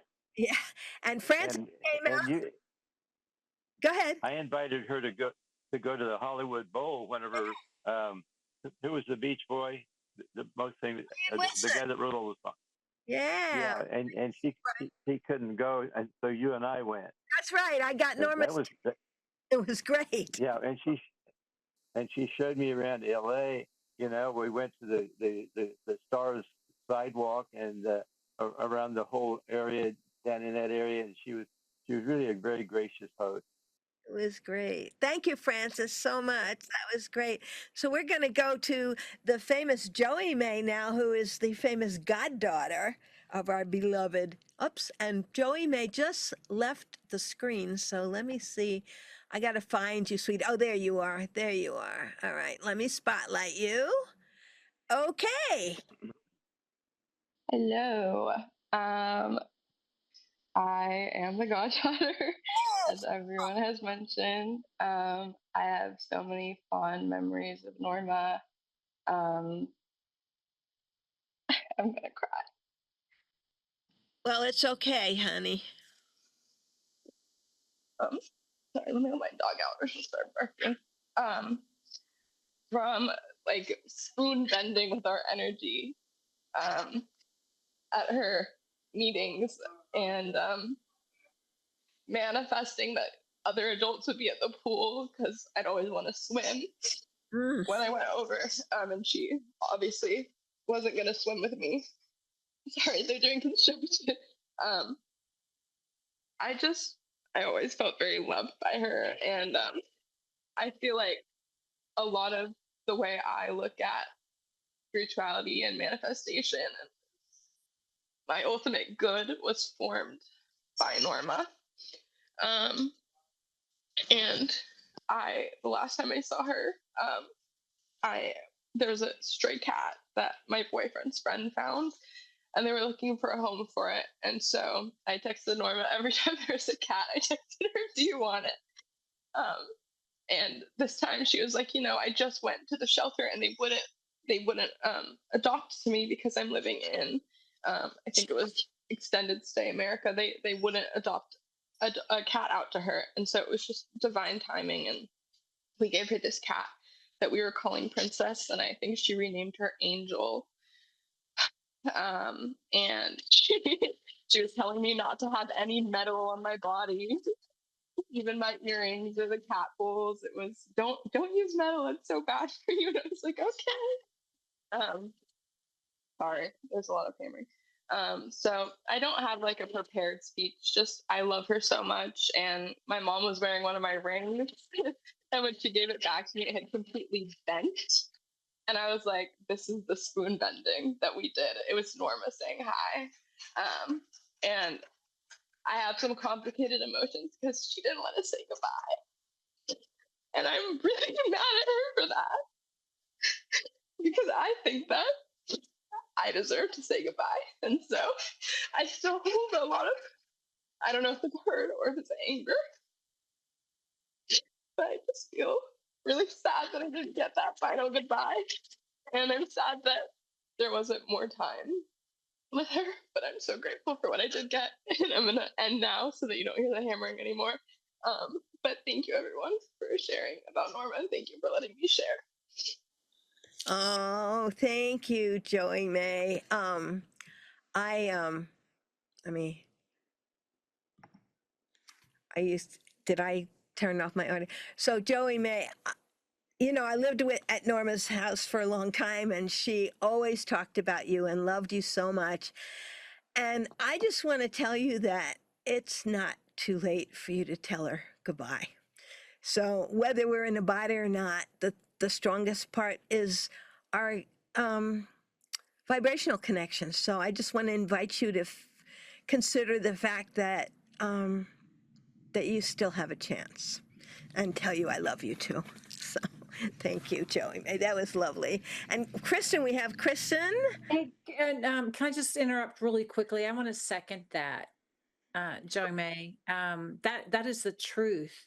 Yeah. Whenever you're ready, at any point, you can communicate with her. She's there. She's there all the time for you, and she loves you. Trust me. All of us that knew Norma know how much she loves you. You are connected all the time. All the time. And so I had to second that. Okay. Just Thank you.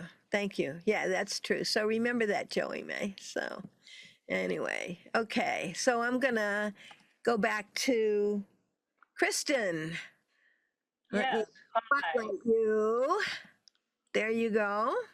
Yes, hi. It was so very nice to hear everybody's connection stories. And Norma and I were friends when I lived in Virginia Beach for 5 years. And when Meryl Ann and Norma lived together, I went out there to where they were at for a vacation, and they were wonderful hostesses and got me tickets to go see the Jay Leno show, and it was a wonderful vacation. But the two things that I can share is Norma's health was a real complicated kind of thing. And I don't remember where we were, but I remember her sharing. She said, Kristen, since I've been dealing with this issue with my walking, I remembered when I was in high school, we'd all get in the gym like we did as kids. And then when the program was over, we all walked down the steps of the gym.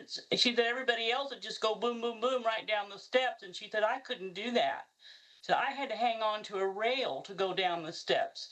So even in high school, there was something going on that didn't get investigated. So that tells me there was some pretty complicated things for quite a while. So just to share that.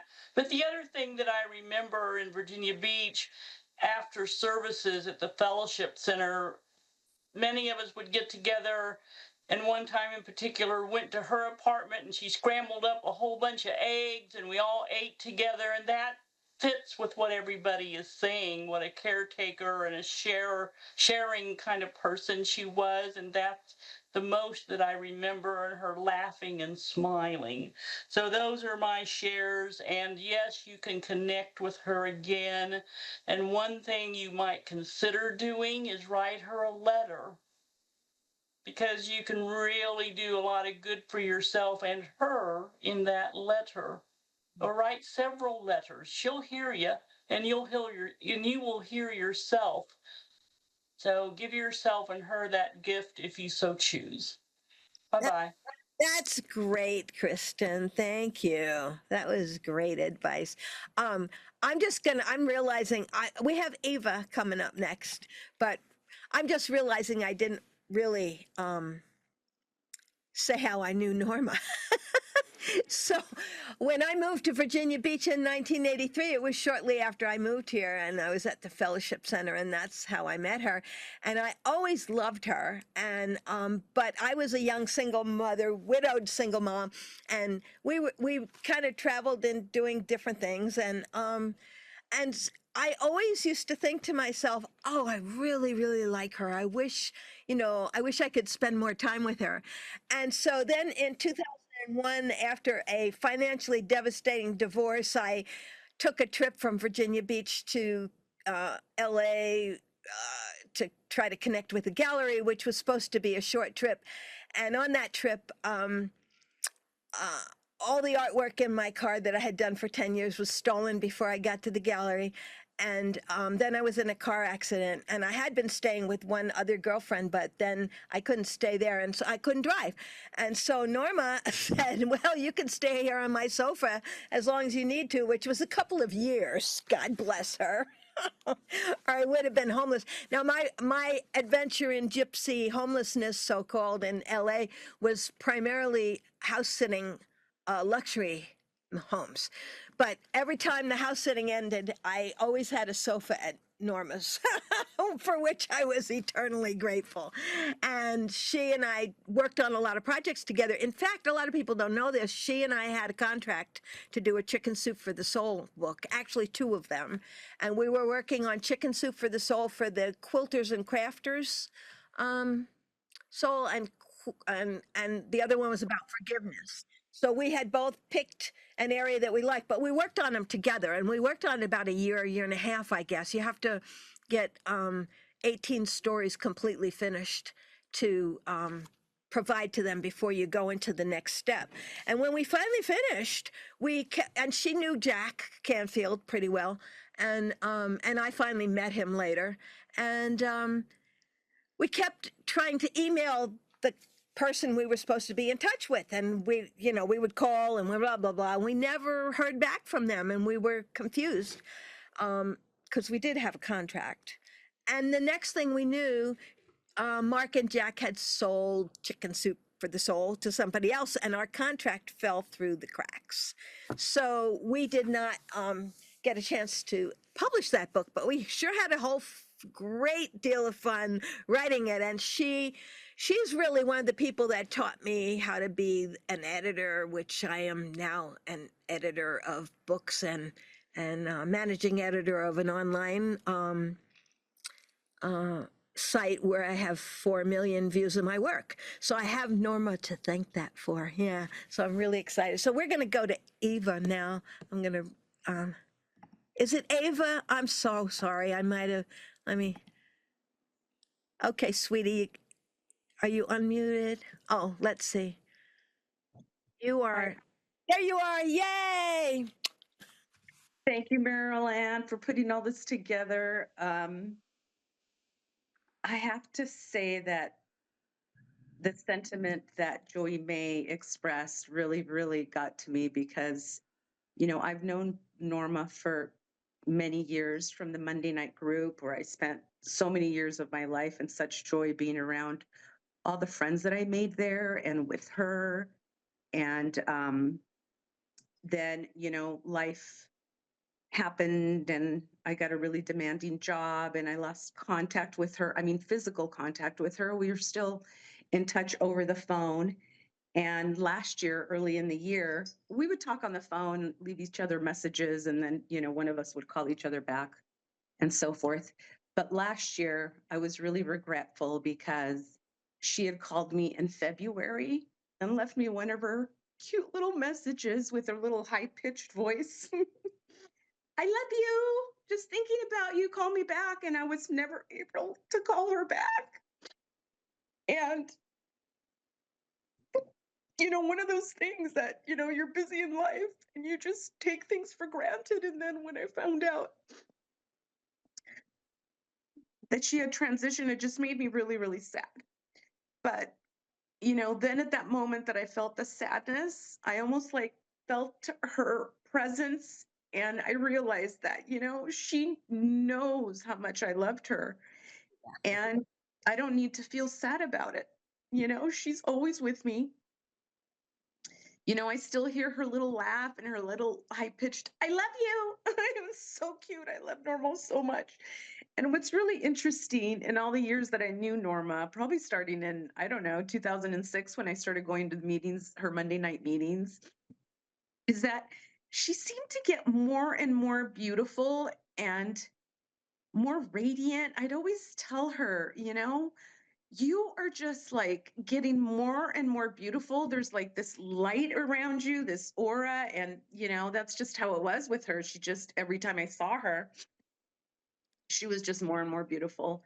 And I want to say something too, like today when I hopped on the Zoom meeting and the video started, a monarch butterfly, I was outside sitting in my front patio, and there was this monarch butterfly, and it was like floating around and around my garden, and it came up to me, and it was around for quite a while, more so than usually butterflies are around, because usually they come around and then they fly off. And I was like, that's my Norma right there. So Joey May, she's always with you. Just ask for signs, and like, she's with you all the time. Don't be sad. That just disconnects you from it. But anyway, it's nice to be on here and to hear how she touched so many people's lives and how she connected so many people.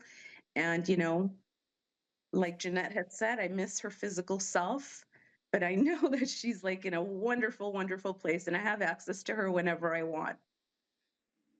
So that's all I want to say. Thank you, everyone. Eva, it's just a different kind of phone you need to use now. Yeah, it is. It is. And you just have to keep yourself open to the fact that she is not gone. Like the butterfly thing. I mean, right as the video started, like this butterfly came, flying around, and I just knew it was her. Well, you know what? You saw, were you here for the slideshow? Yes, I was. That's when yeah, as soon as the slideshow started, the butterfly came around. That little shrine that I made, the Day of the Dead shrine to honor Norma, Day of the Dead in Mexico, the symbol of it is monarch butterfly. Oh, yeah. So perfect. Because the monarch butterfly, and in fact, I taught a private student right before this, and we were supposed to do something with perspective. She's like 10, and she said, no, I want to draw butterflies. So we drew butterflies. We talked about the monarch butterflies. We looked them up, and it reminded me that they fly 3,000 miles to migrate. And the reason that they are connected with the Day of the Dead in Mexico is because that's where they stop to rest. And they always stop there between October 31st and November 2nd, which is the Day of the Dead. So that's what the association is. And the Mexicans believe that the monarch butterflies are the souls of their dearly departed. So that was quite a symbol that you got. I love that. I love that. So anyway. So perfect. Now it's like just so much more, cemented that that was definitely her. Yeah, I love that. Thank you for sharing that and noticing. I wasn't going to share, but like when Joey May came on, she really, really touched me. And I had to share that butterfly thing, and just the fact that, she loved all of us, whether, we were in contact with her or not, or whether we spoke to her in her final whatever months or whatever it is. Yeah. She knows how much we loved her. Saying loved is almost like not even correct, because, we love her and she loves us still, and she's still here. That's beautiful. Thank you. And I love hearing, here's here's the little shrine. And I was thinking of putting monarch butterfly on it. Now let me just show. And I didn't because there were so many cats, but I'm going to put one on now because of your story. So thank you. Thank you. I love that. And now we will go to Ms. Kimberly, who might be our last person before we wrap up. We'll see. I'm going to replace the spotlight. There you go. You're on, Kimberly. Hey, I just want to say that remember, Norma always signed off with loving you. I think I got to take that on. I love that sign off. It's so beautiful. And I'm just wondering, Marilyn, if anybody wants to at the end of the program, and I know people need to hop off, but some of us might need to stay on. That's fine. I was planning to do that. So okay, just making sure that everybody knows. if anybody wants to stay on and just or we could do it maybe another time. I just want to say that I need maybe a little more time. That's fine. And what I was planning to do is we have Wendy doing a prayer and we have the slideshow, and then I'll end the recording.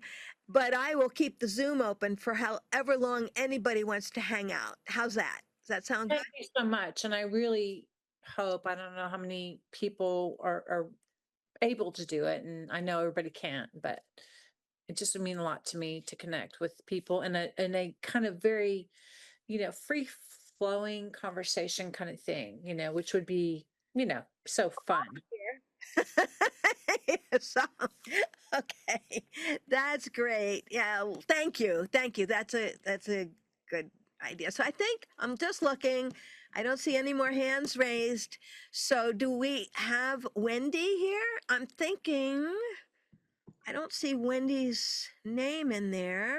Hey, Yeah. Maryland. So, Wendy unfortunately did need to leave and go to an event. Okay. So I don't think she was aware of the timing when she mentioned that she was be willing to do the prayer. That's fine. We didn't have any timing. I didn't know the timing. Yeah, and I know you had asked me to do another song possibly, so I am That'd be prepared. great. Why don't you do that, and then we'll run the slideshow one more time so that it'll be on the recording again, and then I'll turn the recording off, and then anybody who wants to hang out, and you can even sing some more if you want. So why don't we do that? Yeah, well, before I play, and I just want to do a shout out to you, Marilyn, for putting all of this together, because I really don't know that there would have been any memorial service for Norma if you hadn't stepped up and put all this energy and time and effort into making it happen. So I'm very frankly, grateful. I waited a year to see if anybody else was gonna. You were elected. You know what? I wanted to do something, and it wasn't feasible to do it very shortly afterwards. And then I thought, well, maybe I could do it for her birthday, but her birthday is December 26th. You can't get anybody to come to a Zoom. Right. The day after. I had to pass that one up. So that's why I thought, well, this is the birthday of her, renewal into pure positive. So thank you. Well, and speaking of birthdays, today is my mom's birthday. She would have been 93 today. So shout out to Mom. She passed away back in 2008. So she and Norma are living it up somewhere. Yeah, and I just want to mention that one of the things that I actually was in the process of writing a book myself that Norma was helping me with. It was called, it was a self-help book. It was called Ventriloquism for Dummies. Yeah. Unfortunately, it was for the dummies and not the ventriloquists, so nobody was really going to buy it. Anyway, one of the things that Norma always did was appreciate my sense of humor. And I appreciated that. Norma's life was not without some contrast, as they would say in Abraham talk. And so I questioned whether or not I should play this song, but I'm going to play it. It's called Family and Friends. I wrote this song back in 2023, and I don't think Norma ever heard it. You can hear my guitar, right?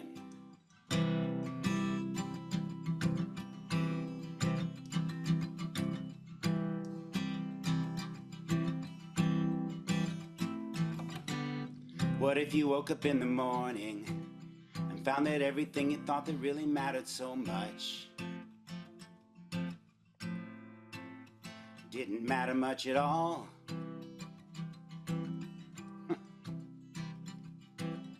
Maybe it would be a warning telling you it's time to look into your heart and get in touch with the meaning of it all.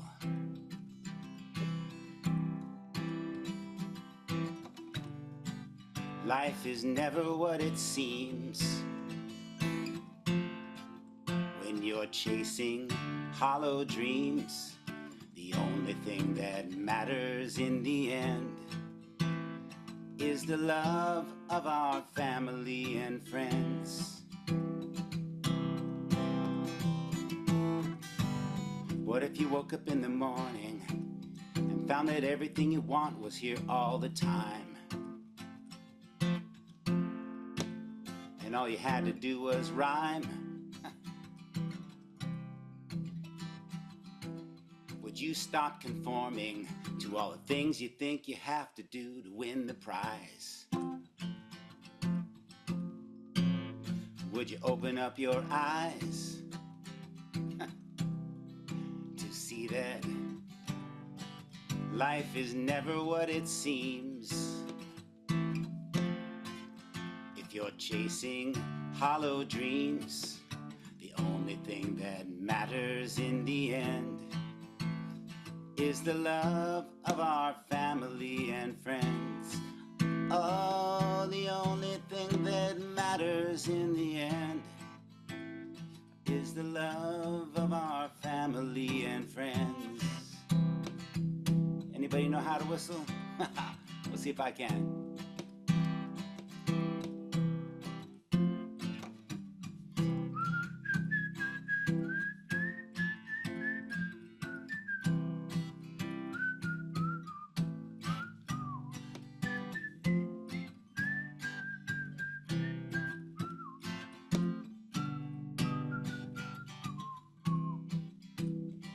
Something like that.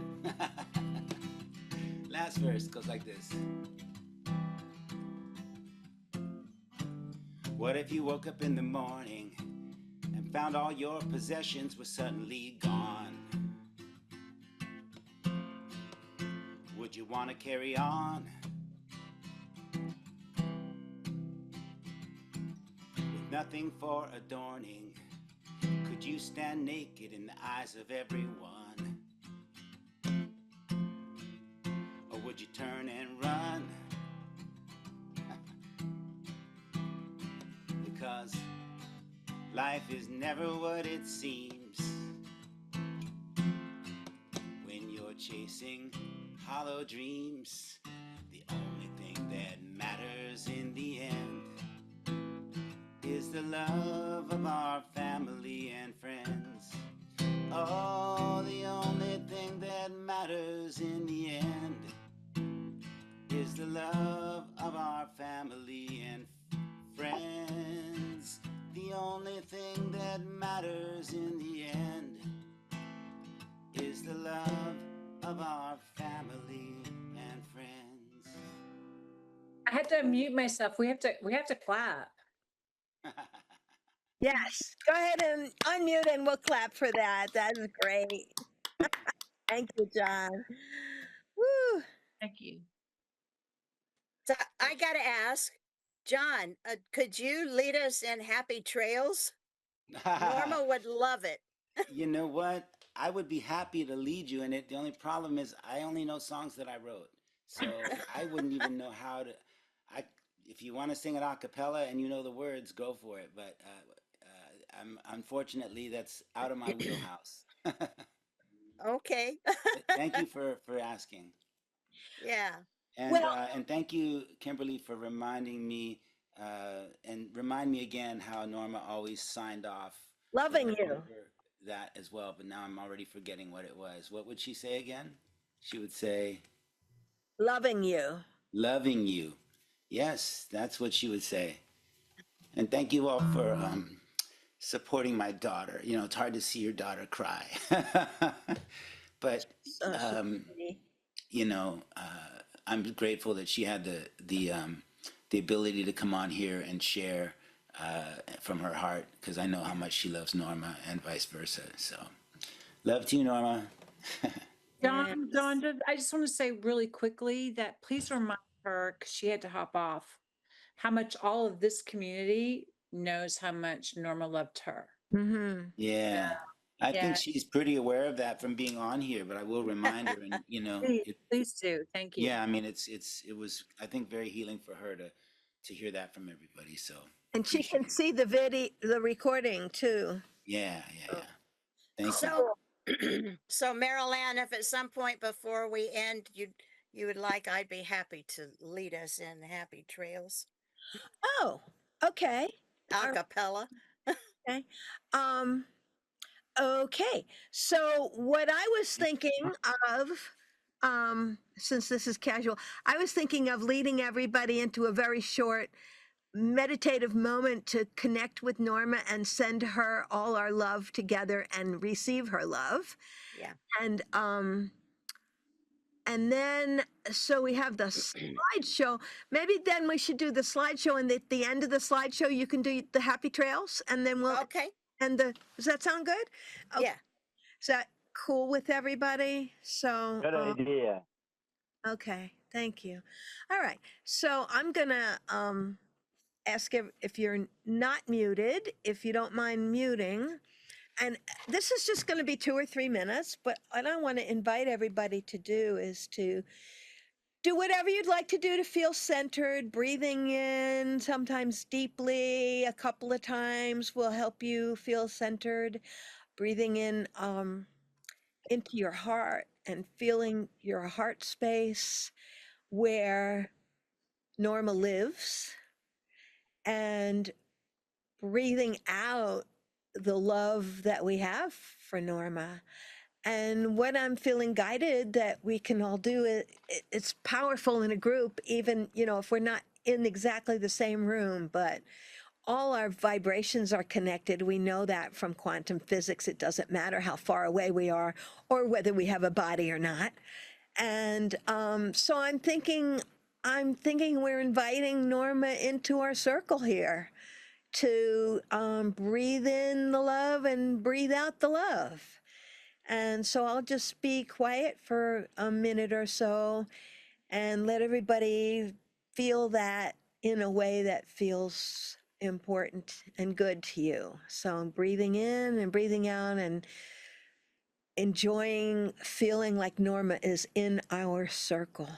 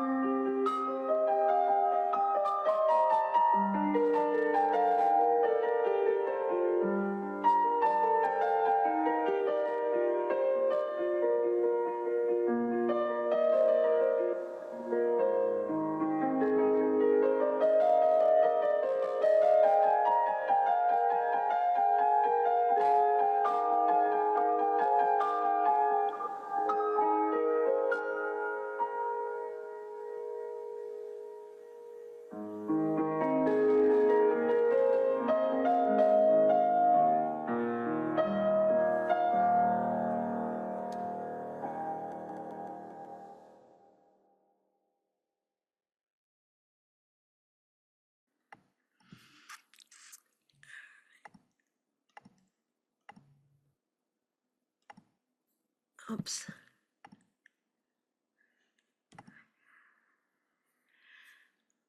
So everyone can sing with or without yourself being muted. If we all come off of mute, it'll be kind of cacophony, but that might be fun. Or you can stay on mute. I'll sing loud either way. Okay, so hope you know the song, but she always used to love sending people off from her place wherever they were going with a song. Happy trails to you until we meet again. Happy trails to you. Keep smiling until then. Happy trails to you till we meet again. Dear Norma, thank you. That was perfect. That was perfect. And so we'll wrap up this video by happy trails and meeting Norma again and knowing that she's always with us. Thank you all for coming. This was wonderful. I'm going to close the video now. Whoops.